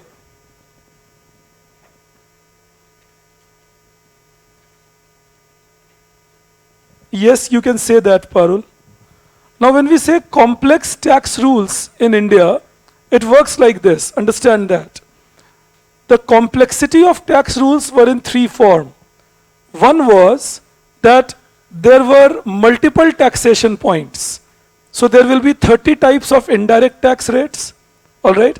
I'll give you an example. Like today we have a GST, and GST is singular in all the states on each product. Like if this marker is taxed at 5% in one state, then we know that it is taxed at 5% all over India. But in 1970s, and in fact this was still very late, but in 1970s, this marker could be taxed at 5% in one state, and at 7% in another, 12% in another, and so on, and that also not a single tax rate. So there will be an excise duty at the point of production, and then there will be an octroi duty during transportation, and then there will be a sales tax at the point of sale, and it won't be that only. So there will be a state sales tax and a central sales tax, and there will be a state excise duty and a central excise duty. So multiple points where the commodity will be taxed. And there was no question of an input tax credit. Do I believe you have heard of this? The money that you get back, for the previous tax paid, and you pay the tax only on value added. Now this was not the case in India in 1970s. That meant the people continuously kept paying tax. Like, just giving you an example, suppose there is a commodity A produced for 100 rupees, and the 10% tax is imposed on it. So say the person buys this commodity A for 110 rupees. Then this A is used to produce B. Say B uses this 110 rupees, then adds value another 20 rupees, which will mean the price of B is 130 rupees, and then another 10% tax paid on it, it becomes 143 rupees. Now imagine when B pays this tax 13 rupees, when B pays this tax 13 rupees over here, it means that this 10 rupees that A had paid is paid all over again. You understand that? Because on this 100, the tax had already been paid. But now you bring that commodity, add a value 20, you sell it in the market for 130. Out of this 130, I hope you can understand that, out of this 130, on 100 the tax had already been paid. But I am again taking a tax, so that is 10. It's not all over there. Then I take a 10% tax on value added. I can believe I can use these terms. और जो भी NCERT नहीं पढ़ रहे हैं उनके लिए नर्क में अलग से कढ़ाई की व्यवस्था कर रहा हूं मैं. So I hope you are reading your NCERT as well if you are not from the economics background. But anyway, so I can put a value added 2 rupees. So this is another tax, 2 rupees on value added. And imagine now, this 10 rupees tax puts value here. Another 1 rupee tax is a tax on the tax. इस tax की वजह से इस 13 में ये 1 आया. मैं फिर से बताता हूं in case आप मिस कर गए तो. 10 rupees is the tax paid on this 100. See, this is sold for 130, right? I am breaking this 130 like this. 100 rupees raw material, 10 rupees tax, and 20 rupees value added. So I pay a tax on my raw material for which already the government had received the tax. Then I pay a tax on the tax that I had paid, which adds further 1 rupee to it. And then I pay a tax on my value added, which is another 2 rupees to it. So now this 11 rupees is getting added as an extra tax, and this is even worse because this is a tax on a tax. This is what you call cascading effect. You understand that? That a tax on a tax creates a cascading effect. So that is what was happening in India. And remember, I stopped the story over 2 value addition part. This went on over 50, 60, 70 odd. So you can imagine the cascading effect, and you can imagine the tax on tax, and you can imagine the tax on inputs continuously. What would happen in this? Things will become costlier. You understand that? अब सोच के देखो, again इसी example को लेते हैं. मैं मान सकता हूं आप मेरी एग्जाम्पल समझ रहे हो? I can assume that. All right. In case you don't, feel free to raise your hand. I have no issues with you with your raising hand at all. All right. So in case you didn't, please do let me know. So I'm saying this, that in this example itself, think if we had taxed only the value added and relieved this tax, so we would not have taxed this 10 again, and we would not have taxed this one. So the same commodity which got sold for 143 would have been sold for 132. You understand that? And that is how prices get reduced in the market. But then our elders tell a story that in 1970s life was so lovely, nothing was at high price. हाँ, हम उनसे कभी ये नहीं पूछते आपकी income कितनी होती थी. I would always ask this from my grandfather. I grew up with him, so blame him for whatever you see in me, you know. But I would always ask him this. He would always say, "Oh, at 7 rupees, I used to live at Pandara Road, in Delhi when I joined ICS." And I would always tell him that how much did you earn when you joined? That is important to check what was the money. But to tell you things, the reason that we saw low prices in those days was because government did another inefficiency, bringing in what is called administrative price mechanism. I'll make you write that also, but that's a separate point. But what is administrative price mechanism? Government will artificially set a low price and say you can't sell at more than this. So people would be conveniently agreeing, isn't it? They'll say, yeah, right, the government says sell at low price, let's not sell at a higher price. No, they would do black marketing. On the page you would see that all commodity is exhausted, but commodities were easily available in the black market. So those who had the money would go to the black market, pay that money and take the commodity. Those who could not afford it would crib about it. You recall a Hindi movie hero of 1970s, you will get all my points. The fellow had to fight gold smugglers. Mera sona layo, haji laya hu. All those fancy dens those guys had. The fellow had to fight black marketeers. Will go break a door, open things, tell poors, go take whatever is yours. It reflected it, understand that. That there were days that government was making rules supposedly thinking they will control the market, but they were badly failing to control the market, and in the process economic efficiency was struggling big time. So this is the story I'm trying to tell you, and that was the reason of retrogression that we had. I am a little more bent on this question because this question was asked or has been asked twice. India's slow growth between 1966 to 80. The last time it was 2020 that they asked this question, that enumerate reasons for India's slow growth in 66 to 80. So I'm deliberately then putting you on detailed points here.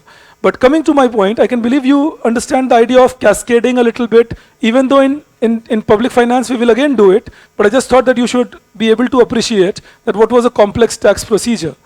Another complexity was very high tax rates. Imagine the income tax rate in India in 1976 for the highest tax slab was 97.5%. So the highest tax slab started from 10 lakh rupees. So the government was saying that if you earn 11th lakh rupee in India, like 1 lakh extra above 10 lakh, then please give 97,500 to us.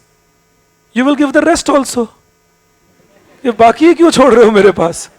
1 lakh में से 97.5 तो ले ही लिया. But again, in reality, what would people do? They will not be paying their tax and evade it. Please understand, I'm telling you these stories to make you realize that all these things were harming the core structure of Indian economy. Bad habits on taxation, bad habits on protectionism, bad habits on licensing, poor performance public sector. This is structural retrogression. The whole structure based on which you plan to grow in future, based on which you plan your output activity, was becoming behind the curve. And the habits don't die easily. I'm sure you recall hysteresis effect. I talked to you the other day. This tax system has created such a hysteresis effect that even though taxes have been rationalized in India today to a great extent, still people do tax evasion. And this is a habit we picked up at this time. Let's not pay taxes at school. Corporate tax rate in India was 84% plus 28% surcharge. That makes it more than 100%. And you know what a loophole was created? That if you keep it as profit, if you keep it as dividend distributed or salary given to the employer, to the entrepreneur, then you have to pay this high tax. But if you show it as savings of the company, then the tax rate was 0%. Now everybody showed it as savings of the company. The government the politicians during election speeches could use it. Oh, look, we are taxing the rich so much. We are taxing 97%, we are taxing 84%, and so on. So again, the rich could feel happy, the poor could feel happy about it, that the rich are suffering, but rich had their way out. And remember, the tax anomalies continue. They remain even today in India. I'll give you a quick example. 30% is the tax rate for highest tax slab in India today. And there is a 37% surcharge on it for people who are earning above 5 crore rupees. Now that means the tax collection in India becomes 41% for people who are earning above 5 crore rupees. You get my calculation? Alright, that is the income tax rate. Now think, who will be people earning above 5 crore rupees? They won't be people surely who are, or majority of them won't be people surely who are wage earners. Wage earning people तो 5 crore रुपया साल का नहीं कमाएंगे, because उनकी इतनी salary नहीं होती, barring exceptions. Maybe you could be a CEO, etc. of some rich company, you can get that. But who would be earning it? A musician, a lawyer, a doctor, apart from companies I'm saying. The professionals I mean, civil services teachers, These guys can be earning all this money. Government says if you show this income as this money as income earned from wage, we will charge an income tax. If you show this money as income earned from wage, we will charge it as income tax. On the other hand, the same government rule is that corporate tax rate is 25% plus 10% surcharge for those whose turnover is below 400 crore. Now, if I belong to that category, I can easily save my taxes legally in white by just opening a company, giving it a name, registering it in my name, showing myself to be an entrepreneur, and then showing my income not as wage income, but as profit income. Suddenly the tax rate changes from 41% to 27.5%. Then the government can feel very happy and publish an economic survey. The number of companies registered in India is rising. This is due to tremendous effort done by us. Surely it will rise. You create such a strong loophole in the tax law, anybody will use it. Why would anybody love to pay extra tax to you when legally it is allowed, you cannot? So be careful. The rules have to be consistent. What I'm trying to teach you here is, the rules have to be consistent to promote efficiency. Otherwise, people will use the loopholes and the whole objective will not be satisfied. And you know why this surcharge was introduced? The surcharge is on every income above 50 lakh rupees in India. Above 50 lakh rupees it is 10%, above 1 crore rupees it is 15%, above 2 crore it is 25%, and above 5 crore it is 37%. Because we removed wealth tax in India in 2016, because people were evading wealth tax, it was very difficult to find what is your real wealth. So government said, okay, we remove the wealth tax, and since now we have removed the wealth tax, we replace it by this surcharge. So the purpose of surcharge was to replace for the wealth tax. I said this for two reasons. One, you should know what was the purpose. Two, in newspapers very often I see this written that wealth tax has been removed in India, it should be brought back. Well, it was removed in India but replaced by surcharge. So saying that bring back wealth tax is a little regressive. You can bring back wealth tax only once you start accounting for everybody's wealth properly in white. Otherwise, a lot of wealth is kept in India where accountability is difficult, because a lot of wealth in India is in terms of gold, in terms of land, that is real estate, and then it becomes a problem charging that tax. That was the reason we had removed it in the first place. I can believe you're clear on what I'm talking? Okay, you please write few things in this then. You write, and I'm just giving you a write-up for this purpose. I will teach you tax and complexities separately over the period. You write, tax laws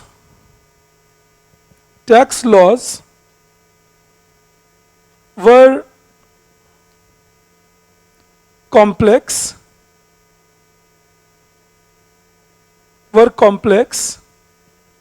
because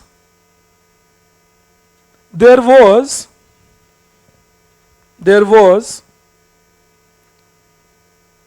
multiple taxation point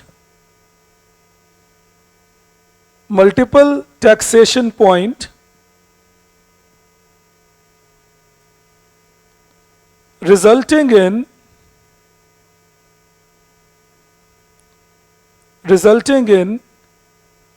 cascading effect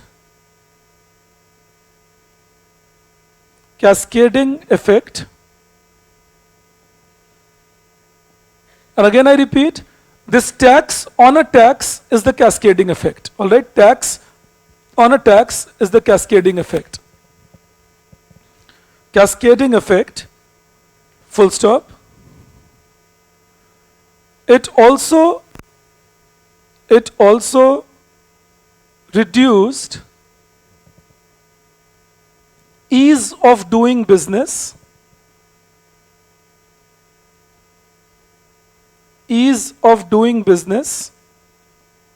because how did it reduce ease of doing business? Think, I am buying a raw material for 100, now I am paying a tax 10 rupees already on that raw material, then I produce something for 110 of 110 raw material at 20 rupees value, 130 is my price in the market, I am again paying a tax 13 rupees, and I have to record all these taxes and then submit my invoice to the government.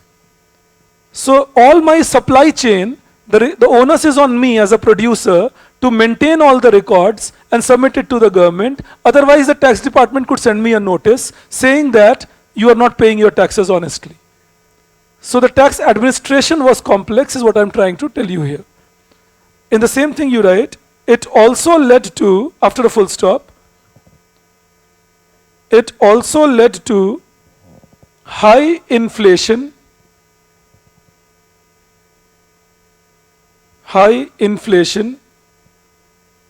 in the economy,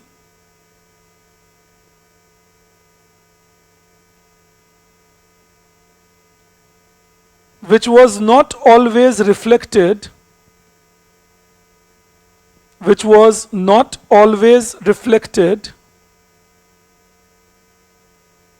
due to administered price mechanism.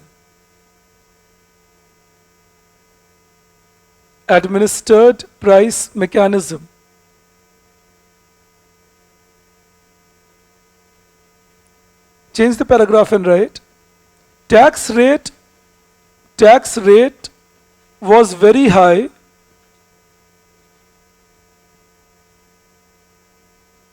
in case of both direct tax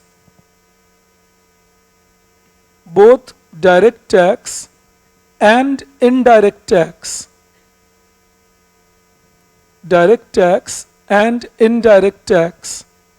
Full stop. This promoted tax evasion. Tax evasion is you don't report your income, don't even show that an activity is happening. All right, that is tax evasion. That don't even show that an activity is happening, nobody knows that it's happening. All right, and it was comparatively easier in India because you can imagine we are dominated so much by informal sector even today, so how much we would be dominated in those days. So it became easier to do it in India. In the same thing you write, tax evasion leading to loss of revenue for the government,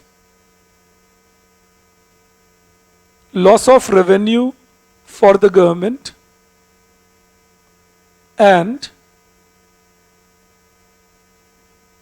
reduced compliance habit, COMPLIANCE, compliance habit among people. Reduced compliance habit among people. That is habit to pay the tax. All right, that got reduced. So we have to be, that is something that is the hysteresis that continues till now. Then you write the next point, fifth, for again the retrogression that's affected, administered price mechanism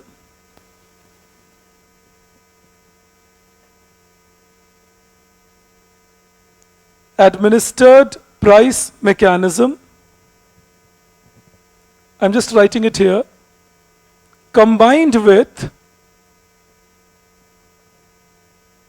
restrictions combined with restrictions on output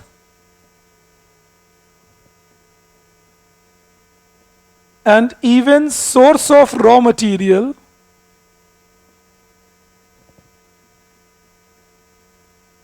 output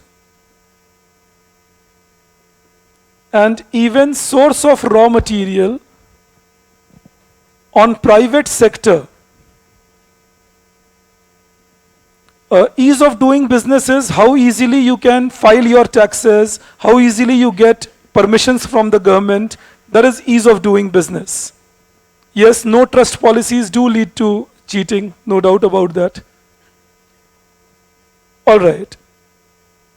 Now see, when we talk about the administered price mechanism, the problem here was that in many cases the price would be fixed arbitrarily.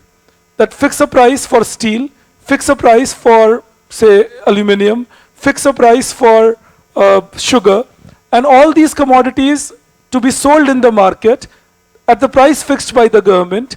And now every time the companies will not be willing to sell it at the price fixed by the government. So what that will end up in, as I just told you, black marketing and giving rise again to black economy, throughout that time period.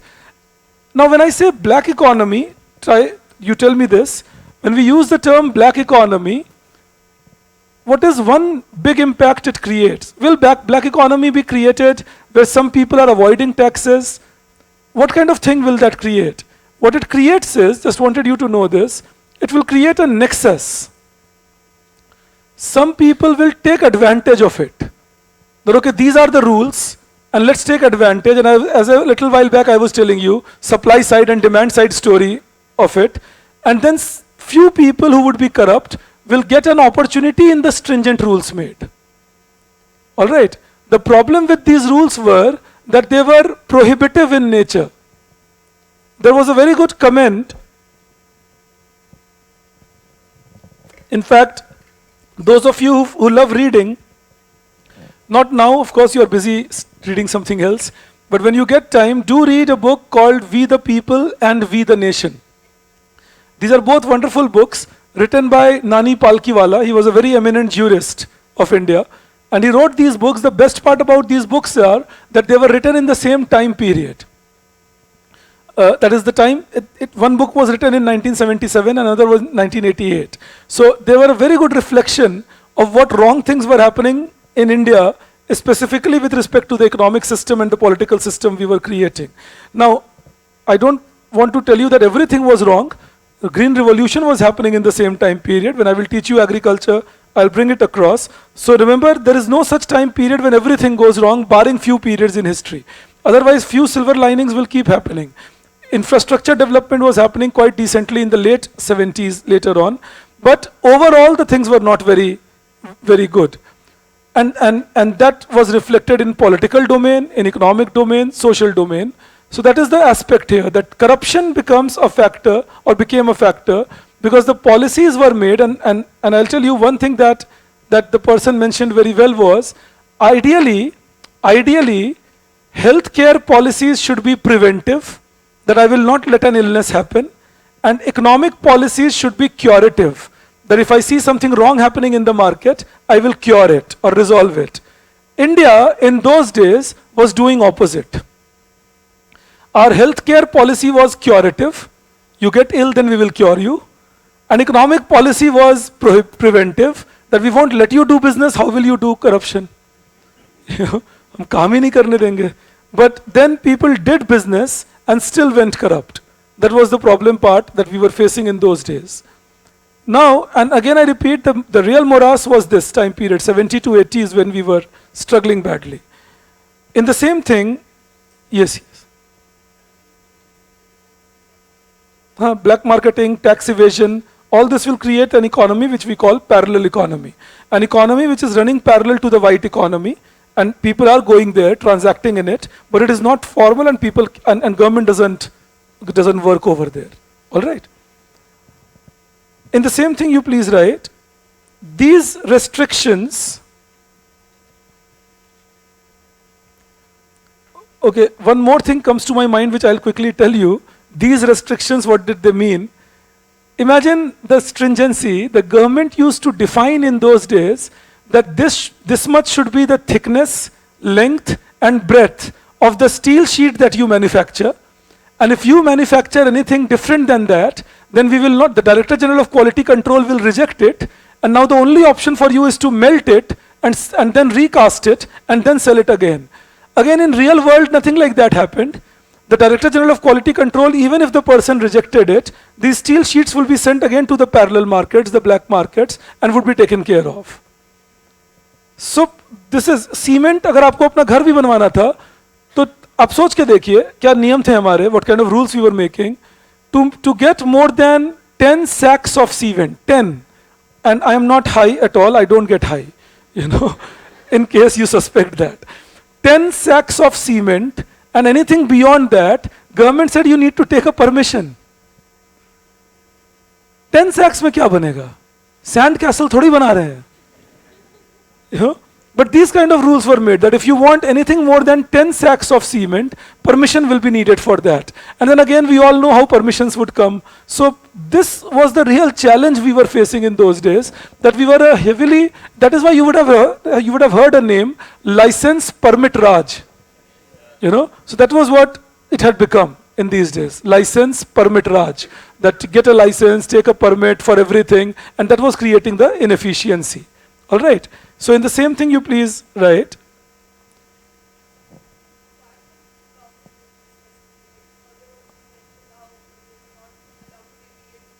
Yeah. Okay, so I'm answering a question that why was the government doing these things? The answer is the government was thinking, rightly or wrongly, that they can control microeconomic activities and they can make sure that all the firms perform and behave as they would like them to do. And they have given public sector a commanding height position, so that way they will be able to control things. They also thought that if they make a rule, automatically people would follow. And sometimes what happens is that people become a captive of their own thought process. So then people think that, oh, I've made this rule and it's working. And then the people who have to report to you start reporting, okay, it's working a little bit and work in future. So that became the problem, that somewhere the belief system was that government can control the market. And then this belief system gets perpetuated, especially by those people who in the disguise of this control are in a position to misuse these control and make better for themselves. For example, prohibition in Bihar. You know, अभी ये rule है ना बिहार में कि prohibition है. अब जो भी लोग आप बिहार से हो, आप जानते हो कितना प्रोहिबिशन है. You know, मेरा भी गांव वहीं है. तो प्रोहिबिशन है लेकिन बिहार में. अब उसका एक आपको नॉर्मल एग्जांपल देता हूं मैं क्या होता है. I'll give you a very simple example of what happens when you create such rules. I am an influential person. Normal, this is ridiculous and useless, but still people do it. But say I am an influential person, example दे रहा हूं, ये नहीं कि मैं ये बोल रहा हूं, you know. Now if I am an influential person, I call you for a normal dinner at home. Now we are having dinner, and then I tell you, oh, which wine would you like, and so on and so forth. And you would say, oh, but I thought there is a prohibition in your state. And then you can show off saying, oh, not for me. Now these ridiculous things happen. Understand that. हमारे यहाँ ऐसी culture थोड़ी है नियम नहीं मानने का. हमें लगता है those who don't follow the rules are VIPs. It's a wrong culture we have created. You know, अगर तुम रूल फॉलो कर रहे हो फिर तो तुम लेमैन हो गए. Then you are a layman that you are following a rule. If you are a VIP, then there is no rule for you. That's a wrong culture. Then you are creating a system where rules are not respected. And if rules are not respected, then obviously the one who can break as much. But remember again, those who are in power, whether business or bureaucracy or government, anyone, those who are influential, they would love such a situation, that the rules are compromised. You know, because when rules are, imagine, okay, forget everything. Take COVID pandemic last year and pharmaceutical being sold in the black market. Now, obviously, who would love to get this black market? Those who have extra money and conveniently get it supplied. They won't mind this black market. And of course, the black marketeers will not mind the black market. but the common people are suffering. So any system which you create, in which rules are not made important, in that the common people will suffer. The black market will remain happy, the influential people will remain happy, and they will create a nice nexus at the top. And what does that do to economic efficiency? It goes for a toss. Because economic efficiency requires everybody's participation, but you are depriving everybody from participating because you are making a system where only those who have influence can actually get accessibility to the resources. So please understand this. Economic systems, जब stringent rules बनते हैं, तो एक और बात होती है, और ये बीमारी तो अनफॉर्चुनेटली आप में से भी कुछ लोगों में देखता हूं मैं, आप मतलब तुम्हारी क्लास की बात नहीं कर रहा, अभी तो हम लोग एक दूसरे को जान पहचान रहे हैं, but gradually, but I seen many people even in your generation that who love saying that, oh, I am a very strict person. Strictness doesn't solve anything. I can make you get scared of me. What's the point? You will listen to me better if you love me more. But I can make you love me and respect me only if I am worth it. So that if I am worth it and I help you out and you love me and then I tell you, look, this thing has to be completed within a month, please do that, you will feel, okay, sir is saying it, it's for my betterment and I trust sir, let me do it. But if I scare you, get it done else, you will never come to meet me, period. Please understand that. Strict rules, stringent rules, they are medieval. 18th century में जब humans कम evolved थे, तो ऐसा सोचते थे. जब आप evolve कर जाओ तो अपनी सोच बदलनी जरूरी है, ये समझना जरूरी है काम कैसे होगा मेरा. So Indian population trusts Indian government less. Why? Because government believes very strictly. So Indian population says, okay, don't trust them. They are not worth it. Let's not tell them things. So please be careful on that. And this was the mistake in this time period. To complete the answer to your question, that the thinking was if we make stringent rules, very tough rules, then we will force people to follow it, and that way we will bring some equality in the economy and so on. In practice, it was not working like that. In practice, something else was happening. And that is the truth always. If you try micromanaging humans, humans cannot be micromanaged. COVID में भी यही good intent हमेशा अच्छा रहता है. The intent is good. In COVID, the same thing was being tried. Don't forget. This person can go out, that person can go out. This certificate you should have on your car, and then your car can move. Overnight, बहुत सारे लोग दाल बेचने लगे. उनके car पे लग गया grocery seller. They arranged the certificate. Understand that. And now they were moving. But that is because you can't micromanage. So please understand, make rules which people easily understand, and that is what you call liberalization. That people easily understand, and people can participate, and people cannot be fooled that, oh, you are breaking a law or something. That economy works better. I again repeat, I've been saying it ad nauseum, I know, but you cannot micromanage individuals or institutions or economy.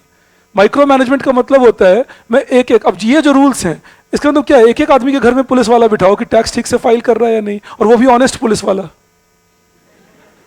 You have to do that. Put a person in everybody's house that you got to do it. Not possible. So you need to incentivize right habits, train people into that, and immediately people will start taking those right actions. So this was the reason government was making these rules, thinking in those days, again I repeat, that we can micromanage, we can solve, this way we will tax the rich high, and we will take the subsidy to the poor, we will do import substitution so that everything is produced in India, and we will not have to depend on imports, and we will make sure that public sector does the commanding height and remains better off.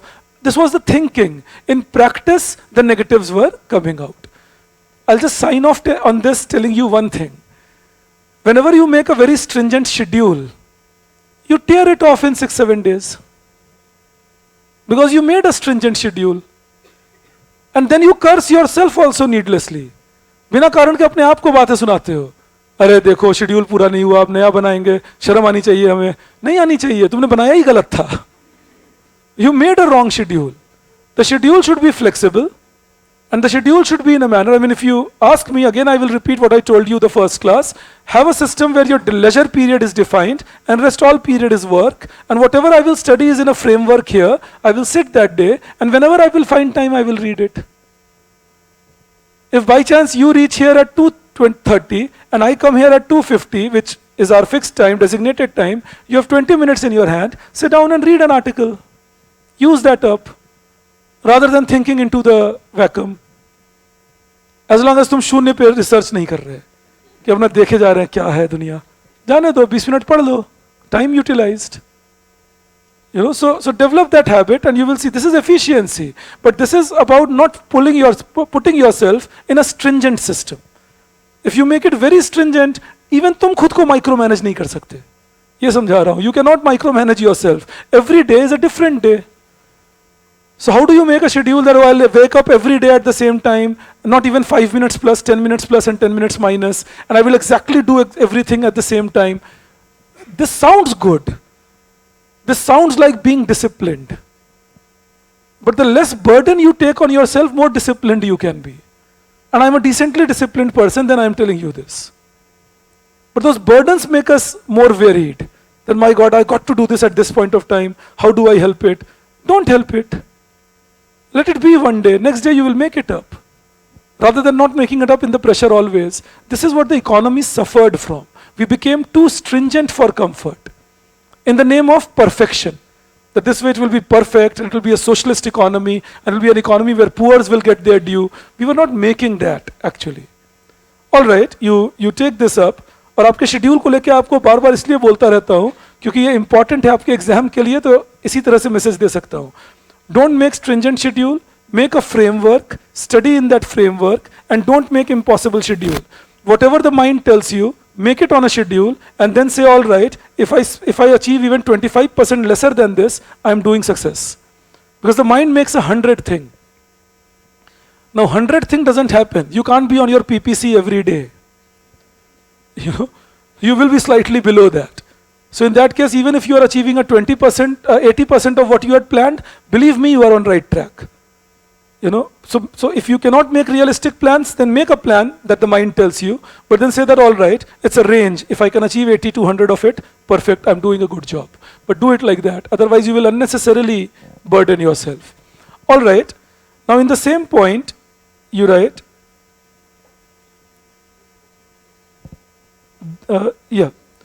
these restrictions resulted in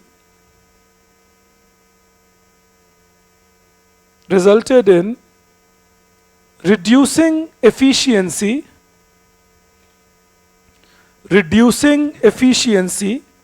by delaying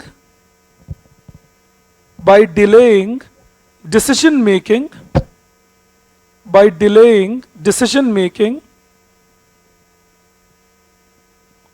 and promoting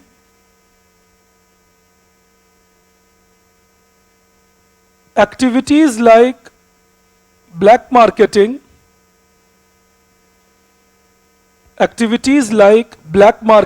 hoarding,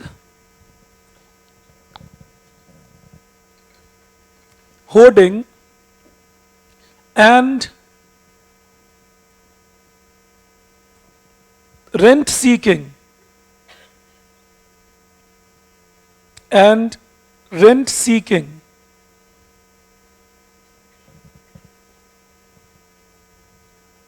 In the same thing, you write, this resulted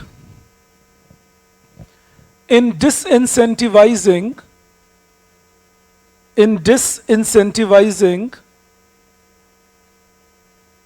investment. Now, when I say disincentivizing investment,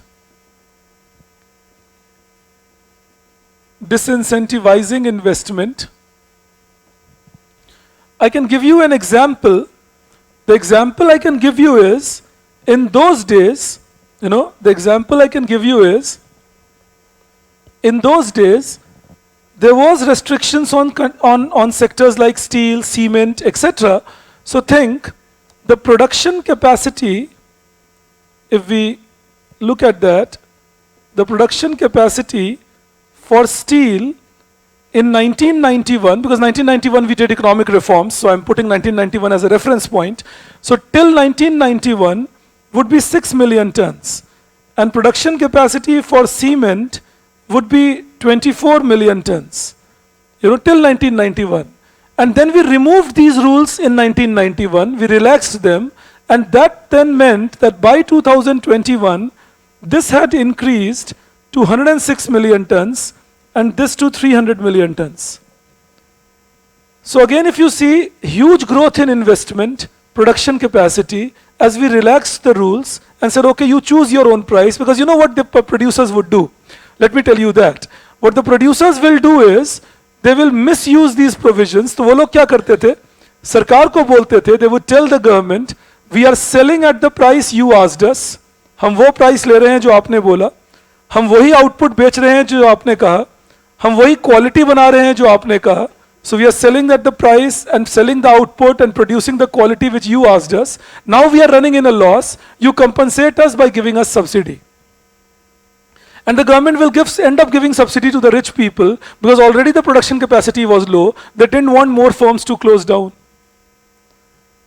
Thankfully, in 1991, the government removed this and said that now we won't give you subsidy and you choose your own price and your own output, and that's not a problem for us anymore. So that's again a part where we were structurally going down, that we were incentivizing people to produce inefficiently. All right, then you write one more point below that. This was the fifth point, so sixth point you write. There were several restrictive laws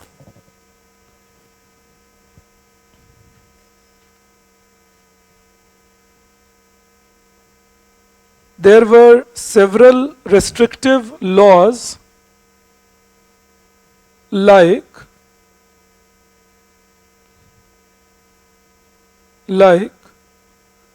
monopolistic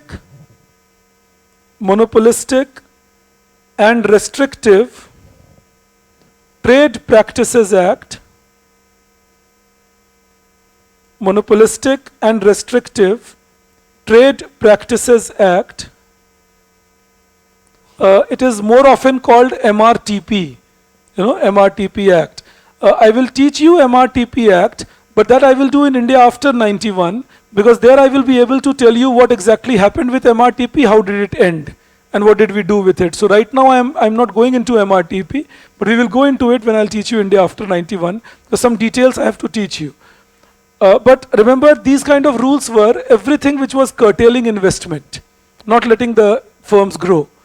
And in the same thing you write, and Foreign Exchange Regulation Act, Foreign Exchange Regulation Act, Foreign Exchange Regulation Act, FERA, you will often hear that, F-E-R-A, which curtailed investment,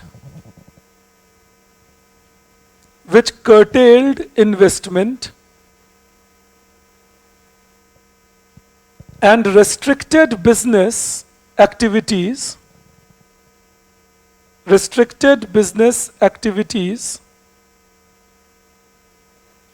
in the economy.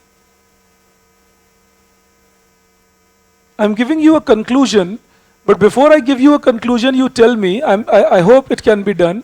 If you are asked a question that highlight the reasons for low industrial growth during 1966 to 1980 time period, you can do that? Now this was the question they asked us in 2020. All right. If they also ask you why India had structural retrogression in 1966 to 80 time period, you can also answer that.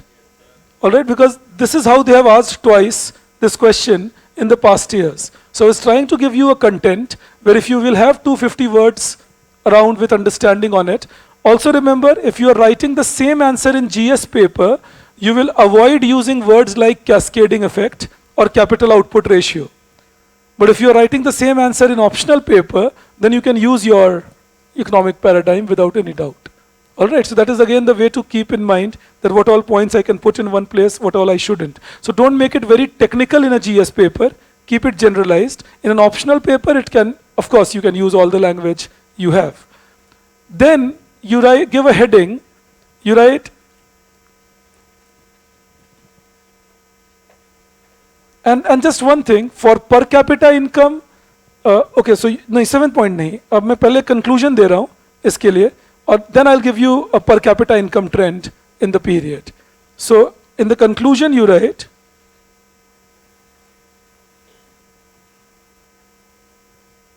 therefore,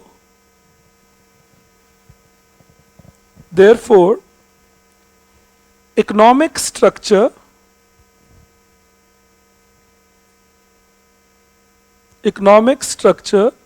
reflected in terms of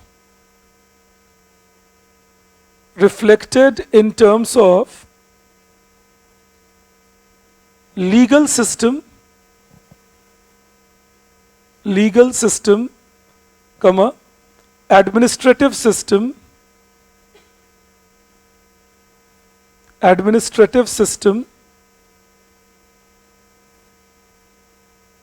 comma, market behavior,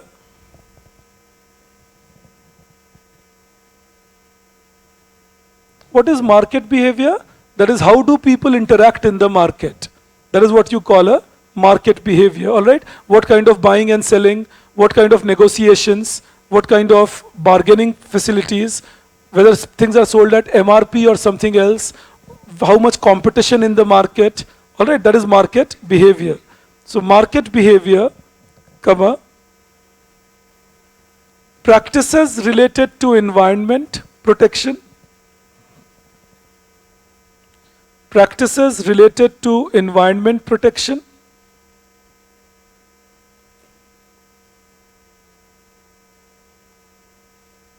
comma, protection to intellectual property,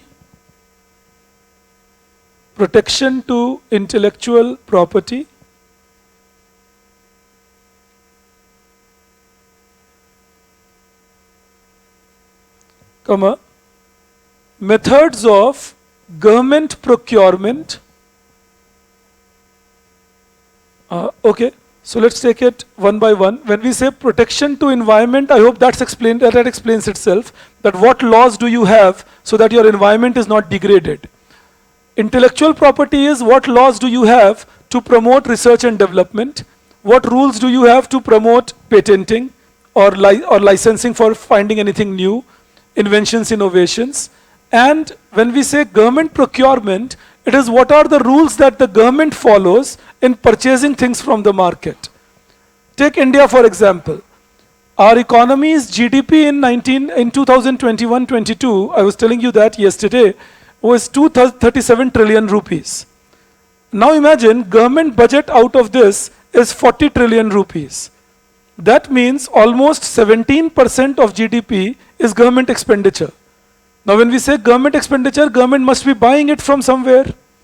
So where will the government buy from? The market. Now what rules and regulation does the government follow while buying it from the market is what we are talking about when we say government procurement. All right? That सरकार किस तरह जैसे एक बात सोचिए आप, when government gives contract for railway system, government gives contract for roadway development. You understand that?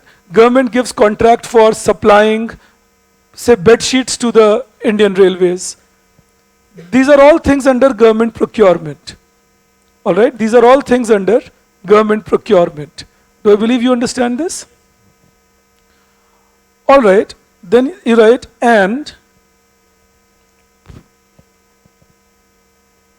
export efficiency.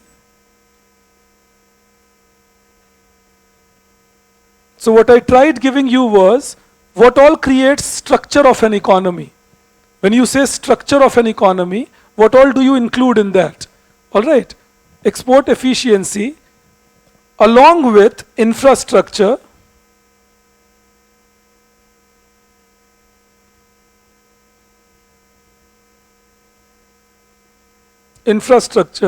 was showing was showing a declining trend,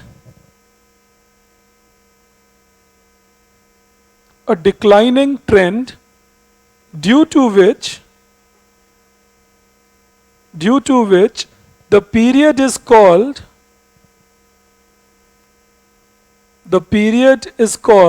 structural retrogression.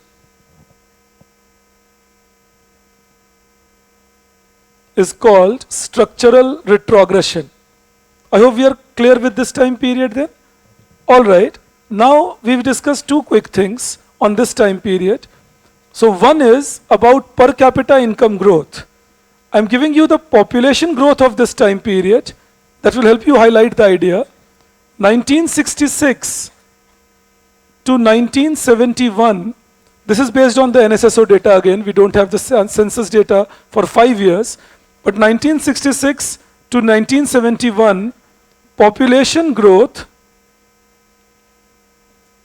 was approximately 2.5%, and 1971 to 1981, population growth continued at 2.5%. Now you can well imagine GDP growth in this time period was hardly crossing 3.5%, while population growth was around 2.5%. So per capita income growth was 1% or less than 1%. All right, that is the challenge we were facing. That this whole 14-year period went by when the per capita income growth did not pick up much. All right, so the population growth was in the zone of 2.5%. I'll make you write a paragraph on that, but was in the zone of 2.5%. Why is per capita income growth important? What is one important thing it does in economics? It increases the resources in the economy. See, how will you distribute something? जैसे हम लोग कहते हैं ना, India में distribution करना चाहिए. We should distribute in India, redistribute, let the poors also receive things. What will you redistribute? Growth. How do you redistribute poverty? अब सोच के देखिए, गरीबी कैसे बंटवारा करोगे? अच्छा, सब गरीब हैं, चलो सब ठीक, बराबर. This was India's problem. In fact, some people would tell you India was more equal before 1991. Well, that's a very debatable proposition, and when I will teach you inequality, I'll do that. But when we say India was more equal before 1991, to some extent it looked nice or looks correct because majority of us were comparatively poor. So all poor looked all equal. You know, it is always the case, or normally the system that happens. We were related, I mean, the lower middle class of India that lives today, upper middle class of India in 1980s lived that life. So that is a change we have seen now. So we don't realize it. But then if upper middle class India lives a life where having a scooter is an achievement, and upper middle class India in 80s, I'm saying, you know, lives a life where air cooler is what you would maximum have, no question of an air conditioner. And upper middle class India was living a life in which your salary would be in the zone of 2500 to 2800 rupees. You would be considered better off. But that was the life we all had. No question of a mosquito repellent. A Maggie was a party to my generation. You know, it went like that. One television channel to see. Flat screens were absent because there was no technology. No question of an ATM. We had never seen it in our life. Globally, ATM was there since 1964. India had its first ATM only in 1995. So it was that generation going on. You know, मैं अपने generation के लोगों से मजाक भी करता हूँ. कुछ लोग कभी कभी बोलते हैं मुझे एसी के बिना नींद नहीं आती. You know, जो मेरे जनरेशन के होते हैं, तो अरे मच्छरदानी के अंदर से सिर निकाल के पंखे की हवा लेने वाले लोगों, तुम्हें एसी के बिना नींद नहीं आती. You know, that is how my generation grew up. We had to sleep with a mosquito net because there was no mosquito repellent. So if we felt hot, we would bring our head up. Acha, फिर अंदर घुस गए.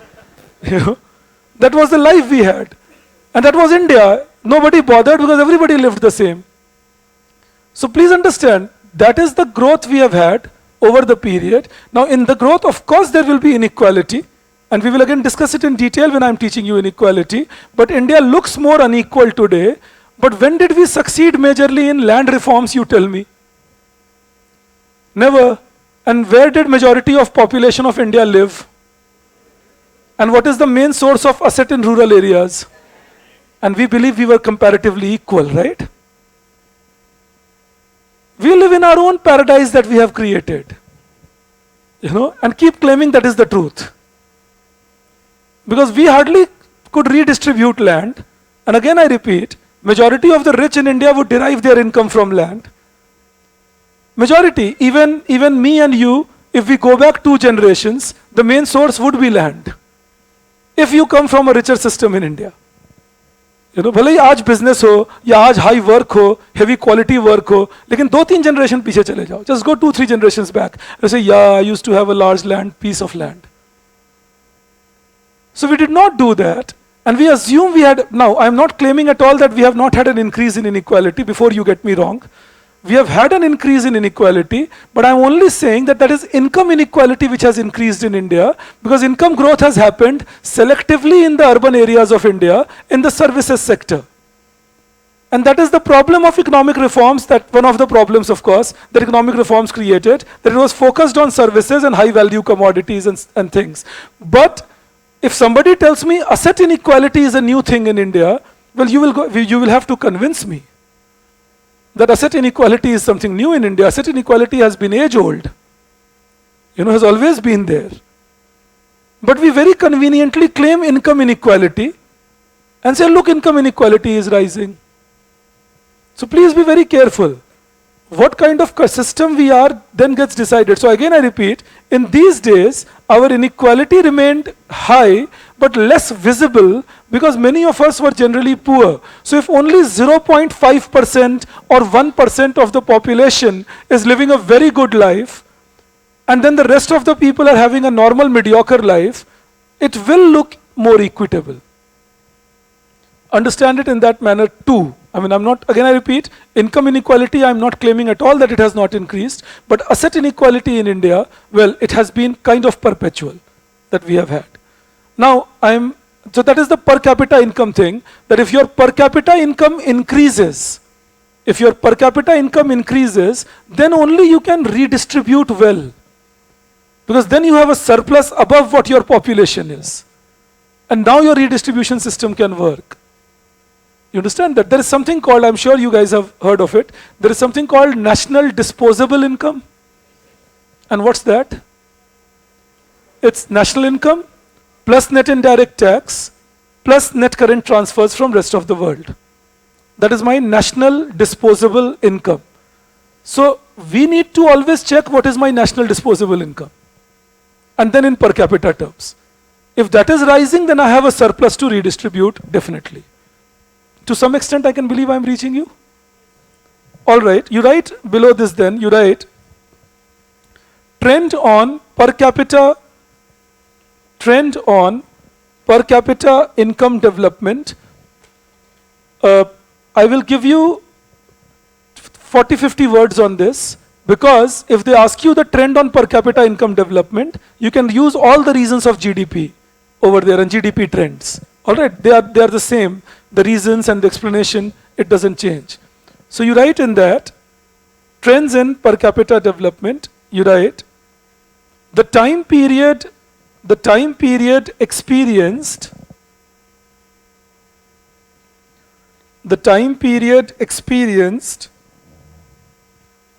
relatively lesser GDP growth, relatively lesser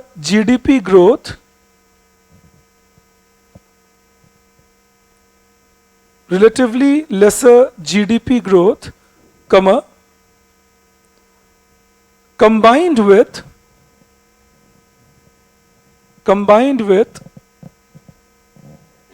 high growth in population. High growth in population. In a bracket you write, it was the highest rate of growth. It was the highest rate of growth ever experienced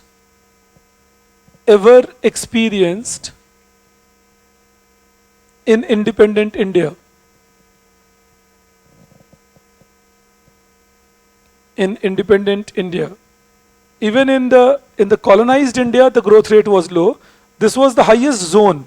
The 66 to 80 time period is when we were having what is called a population explosion. All right, going at 2.5%, that's huge on population growth rate. And remember, this 2.5% was not on a smaller base. The country got independence with 40 crore people, and then the growth rate was around 2% per annum, average, which meant that we were already adding 8 billion people, 80 lakh people. And then by the time we reached 1961, we were already more than 50 crore people. And then it was increasing even faster at 2.5%. So the growth rate was tremendous. I'll think of it. I'll give you an astonishing number there on population, demography of India. 40 crore people in 1951. That is how we got independence. And then the first census. And by 1991, we are 84 crore. Now that means we doubled up in the next 40 years. And then by 2011, we were 130 crore. You see that? So we were kind of mushrooming, if you ask me. So that is where the trouble part comes in, that resources will be limited, but the population growth will be high. And one disturbing trend of the recent population growth of last 15-20 years is that it has tended to be higher, much higher rather, in the lower income group of India. So sustainability becomes a problem even more. It's completely opposite to what is observed in the developed economies of the world. In developed economies of the world, population growth has tended to be higher among the higher income group. So they can still sustain. They can pay for their children. But if population growth is higher for lower income group, it becomes a problem because now the government has to take the burden of those because they are not sustaining themselves and they're not capable at the moment because of the penury they grow in. So that is the challenge that a country faces. I will be discussing demographic dividend topic with you. In that we will have some discussion on these things in the current India. But again remember, a demographic dividend can happen only when we can give proper human resource. If the resource is not developed well, then how will it give a dividend? All right, so always keep that also in mind. You continue with this then, you write, this resulted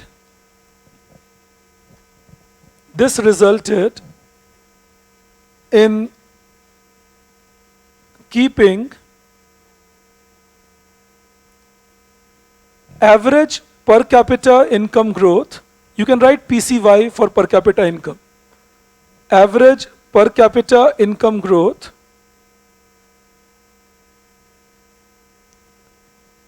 slightly below 1%, slightly below 1% for most of this time period. For most of this time period.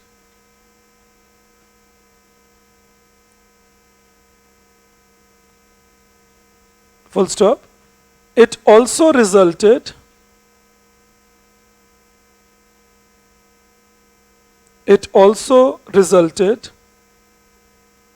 in reducing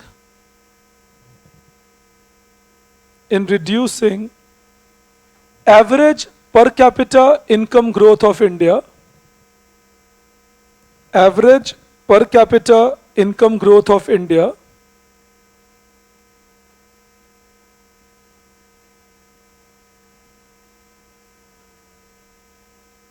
to 1.3% for the time period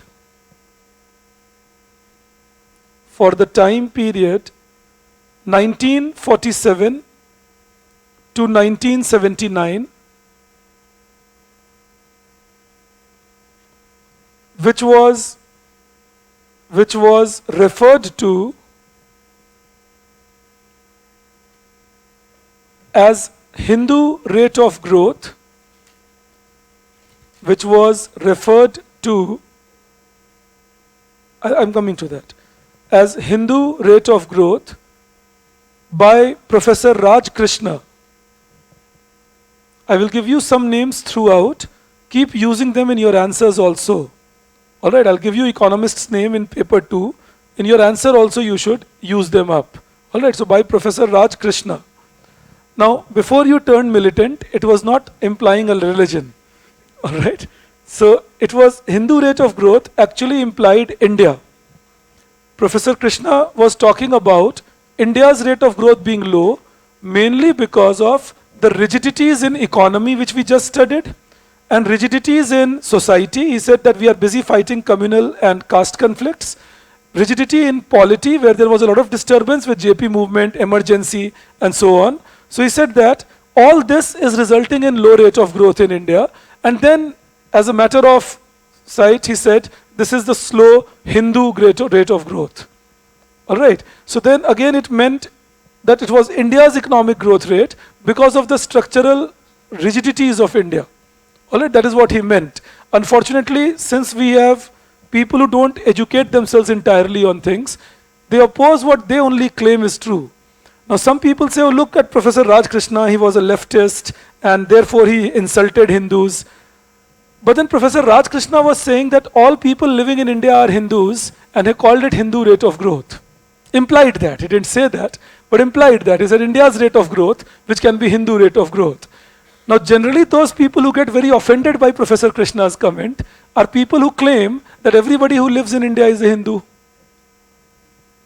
So it's quite a contradiction when you don't educate yourself, then you oppose yourself. Also. So we see that happening at times. So Professor Raj Krishna actually never meant it in a religious tone. He was actually meaning it in terms of the whole structure of the Indian system. And then kind of went for it. Also remember in those days, we would not be majorly bothered about this. Like imagine, political correction nahi thi utni us zamane mein, ye kehna cha raha hu. People were not politically correct. So, Bimaru states, K.N. Raj sir, he qualified that. Now, Bimaru was Bihar, Madhya Pradesh, Rajasthan, Uttar Pradesh. अभी आजकल कोई बीमारू बोल दें तो गुस्सा हो जाएंगे, Twitter campaign चला जाएगा, hashtag boycott the fellow. So these people were intellectuals. But they were not people who would hide their feelings. They called it Bimaru, saying, look, these are the 6 states of India. They're not performing well, which is reducing India's growth rate also. So similarly, when he said Hindu rate of growth, what he implied was that, look, this whole rigidity of the Indian structure is keeping India backward. And remember, it was very frustrating because, as I had already told you, in early 1960s and late 1950s, people were expecting that India will be a very developed economy by 80. And now here we were touching 1979-80. You can imagine it like this. I hope I can reach you by this data.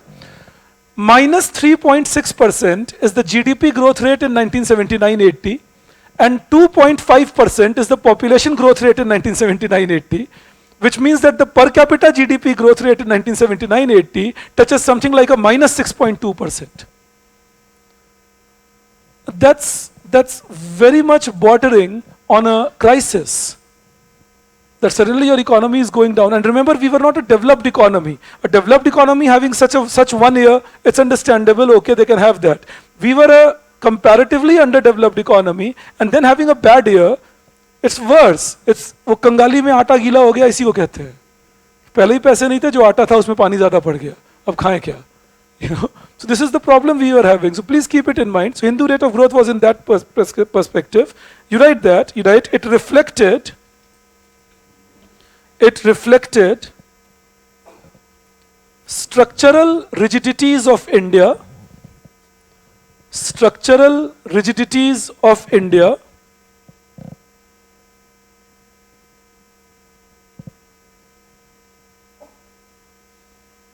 And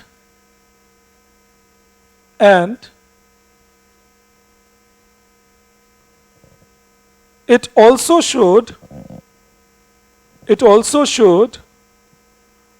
social and political restrictions,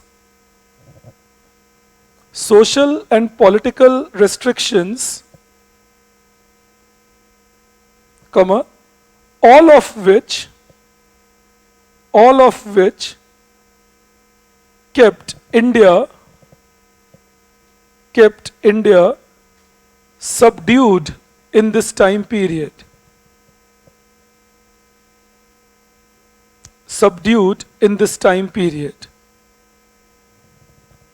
Now, I am not giving you anything on service growth in India in this time period because I don't expect them to ask you that individually here. So I'm not going into that.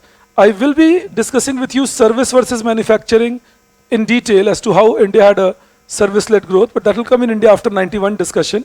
But right now we will not be going into services growth here because in this time period, services were not majorly in picture. Services got into picture mostly 51 to 66 and then 80 to 90. This time period, the government was also focusing a lot on industrialization and all. All right. Remember one thing about this time period, that consumer goods industry were the fastest growing industry. All right. In interviews, somehow they have asked this question from 3 of my students. God knows why. But 3 people have said at different points of time that, sir, they asked which was the fastest growing industry in India between 66 to 80. So consumer goods industry was the fastest growing industry in this time period. All right, beverages, perfumes, and so on. I'll tell you a reason why they ask you this. Because on one hand, we were claiming we were socialist. On the other, luxury goods like beverages and perfumes were showing high growth. So that shows a contradiction in economic policy and economic impact. And that just might be a reason why they ask this question. But in 3 different years from 3 different people, this question has been put. So just keep it in mind that you have an idea. All right, I'm done on this then. Does somebody carry the notes I had given you by any chance? Thank you. So in your notes, I'll suggest for tomorrow, because before you meet me, and please all of you carry your notes tomorrow. I will be using it quite a bit. Your notes. So before you meet me tomorrow, if you could read through till page 14 in your notes. No, I'm sorry, page 15. Just give it a read. You don't have to understand everything. Few things I'll teach you tomorrow. So till page 15, if you could please read your notes tomorrow, by tomorrow. And I'll actually be mainly teaching you the 3rd period, giving you some more details on it. And then the trends in saving and investment, I will not make you write anything because your notes have all the trends and details. So that will help us finish things up. And then we will talk agriculture tomorrow. So please do bring your notes as you come tomorrow.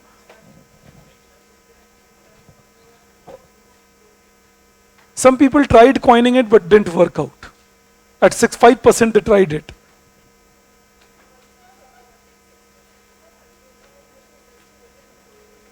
Yes. I'll teach you that. I'll teach you that. Thank you all. Bye-bye. I'll see you tomorrow. 2:50 then.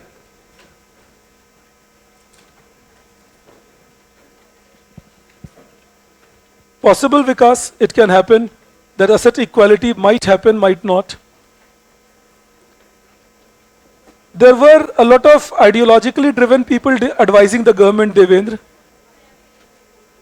Government procurement, Soumya, means that you are talking about how government purchases from the market, different things.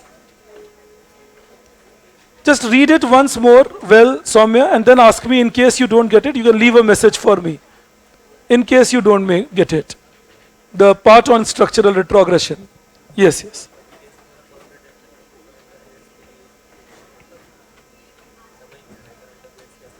देखो जो news part है, news part के लिए best होता है अगर तुम जो current affair magazines and all हैं वो यूज़ कर लो, और जो व्यूज़ हैं तो व्यूज़ के लिए बेस्ट है कि उनके एडिटोरियल पढ़ो अखबारों के, ऐसे कवर करते जाना, देखना वो काफ़ी है.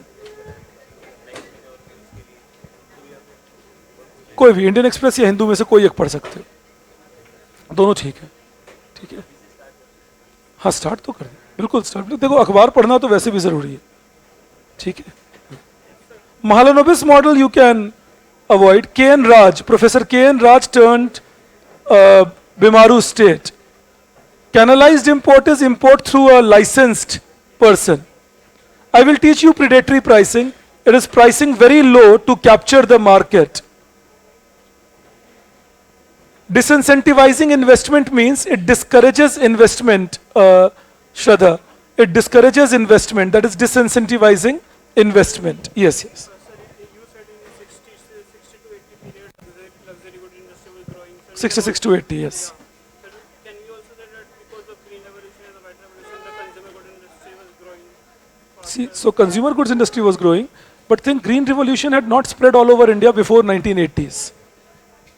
All right, so we did not grow heavily till 1976-77. But these industries were growing beforehand. So the main reason for the consumer good industry to grow faster is basically the luxury good industry. Yes, and to be honest, there is no conclusion on that. Nobody knows why it happened. Bollywood के भाई जी मतलब कि पर person income कितनी है average income of the economy हाँ तो उससे आइडिया लगता है कि ऑन एन एवरेज लोगों के पास कितना पैसा होना चाहिए हाँ हाँ I'll just take 1 second. Because if per capita income rises, Pritha, it means that you are able to supply more compared to what is your population. That ways.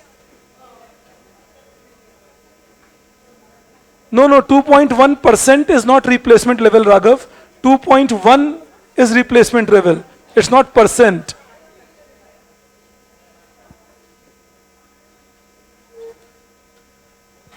Thank you, Raj Shankar.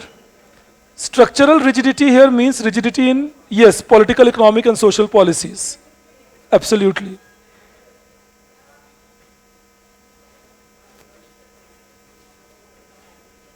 I will be sharing it on the group, Saurav, the articles, whatever I'll give you. Just see it once more, Akanksha, and then let me know. See it once more and let me know about the debate. Yes, yes.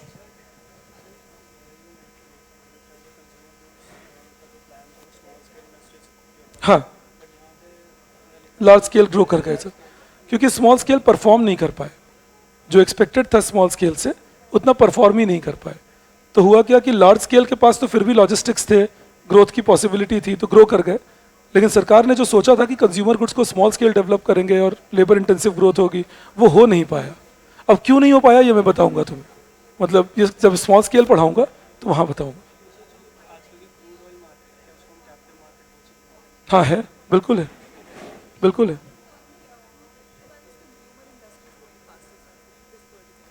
nobody knows honestly I mean there is no research on it nobody tried doing it and now in hindsight we can't know so this is an inexplicable part so you can only guess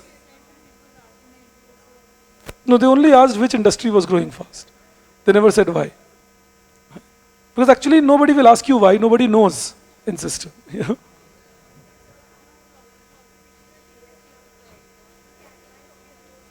Yeah, surely.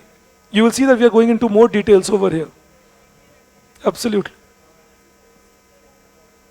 That is, that if you let growth happen, then gradually that growth will percolate to the lowest part of the economy by increasing production capacity of each person in the economy. Yes, so from the highest to the lowest. That is trickle down. But that was not happening.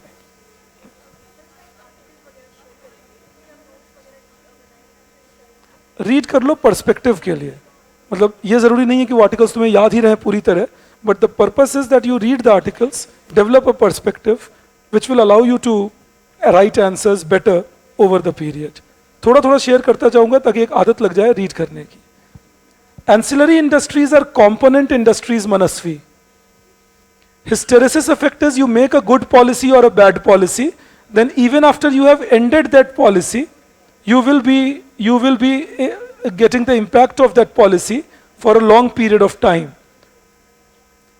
Population growth rate was 2.5% consistently Aman in this time period. I will discuss inflation with you Vikas, we will discuss this part. Trends in per capita income is of entire period Deepti, you check the notes, you will see that you have written it from 51 till 81 till now. That means making sure that if somebody has invented, Ashu, I'm answering your question. If somebody has invented something new, you are able to give them patent rights, etc., to protect their intellectual property. I will teach you agricultural growth, Pratishta. You will have to wait till I teach you agriculture. Yes, yes.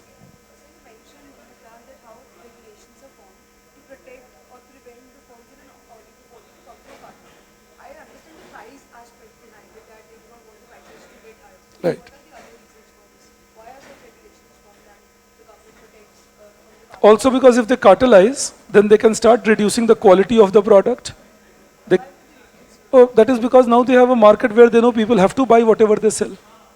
But if we look at from this perspective that now these sources of all firms combined, No, but they are not doing it positively, no. The idea is to take as much profit as possible. So if you produce bad quality, you incur less cost. and what if they lose out the demand for the whole But they will lose it only if there is some substitute. for the whole product? Like, That's what I'm saying. But what will people do without that product? You understand? Let's say a car, for example. and also there is a need for us to policy. Economics? No, not at all. Not at all. Not needed. And so what if in this certain class, how to go to the bank? Like, My suggestion is that you take somebody's notes, all right, and bring it to me, and we can cover it in 10, 15, 20 minutes. Not a big deal.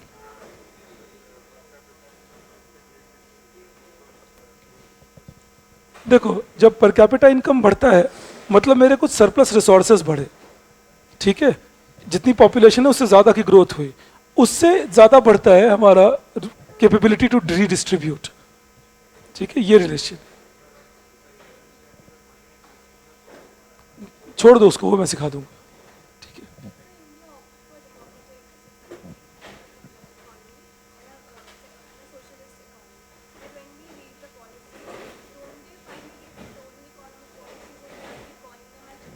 No, so it's not dictatorial actually, but it was a one-party rule. So obviously, many things that they wanted to do, they could do it more easily. Always, always. At times, the political, no, so you can mention it as a point, but it can't be a major chunk of your answer because the answer has to be more economic than political. All right? But you can mention it, always. Always. Okay. I'll take 1 second, all right.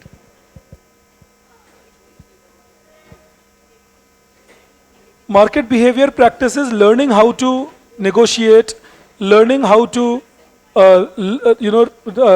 do bargaining. That is market behavior practice. How much competition is there in the market? Tax evasion is illegal. So if you have a higher per capita income rising, Pritha, that will mean the average income per person is rising. And average income per person rising means you have a surplus in your hand. Rent seeking is bribery, nothing else, Saurabh, bribery. The decrease in per capita income can be a result of labor productivity declining. Ancillary industries are component industries. Manasvi, that's not possible. If you could see the video again on the cascading effect, that will help you. You don't need to prepare it separately, Anupam. You keep reading economics paper 2 with me. Your pre will be prepared.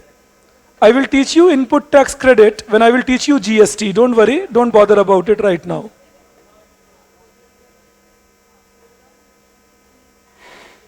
Since the government artificially kept the price low, Anuj, so inflation was not reflected in the economy due to that.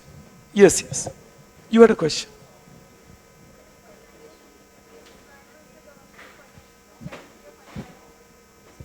Government following the policy of?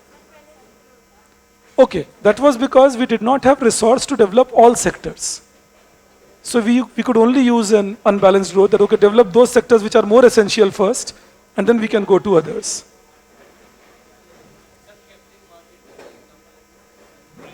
Railways को ले लो, नहीं private sector में तो सरकार होने ही नहीं देगी ना, रोकेंगे उसको, उसी को तो एंटी ट्रस्ट एक्ट कहते हैं कि किसी भी तरह की कैप्टिविटी ना होने दे। हाँ 70s 80s में स्टील मार्केट ले लो, सीमेंट मार्केट ले लो। हाँ नहीं, गवर्नमेंट सेक्टर एंटरप्राइजेस को लाइसेंस, क्योंकि इनके लिए तो रिजर्व ही थी पूरी इंडस्ट्री। टाटा स्टील के लिए कैप्टिव था market. I'll just take a second. I'm saying bye-bye to you online. I'll see you tomorrow then at 2:50. Thank you.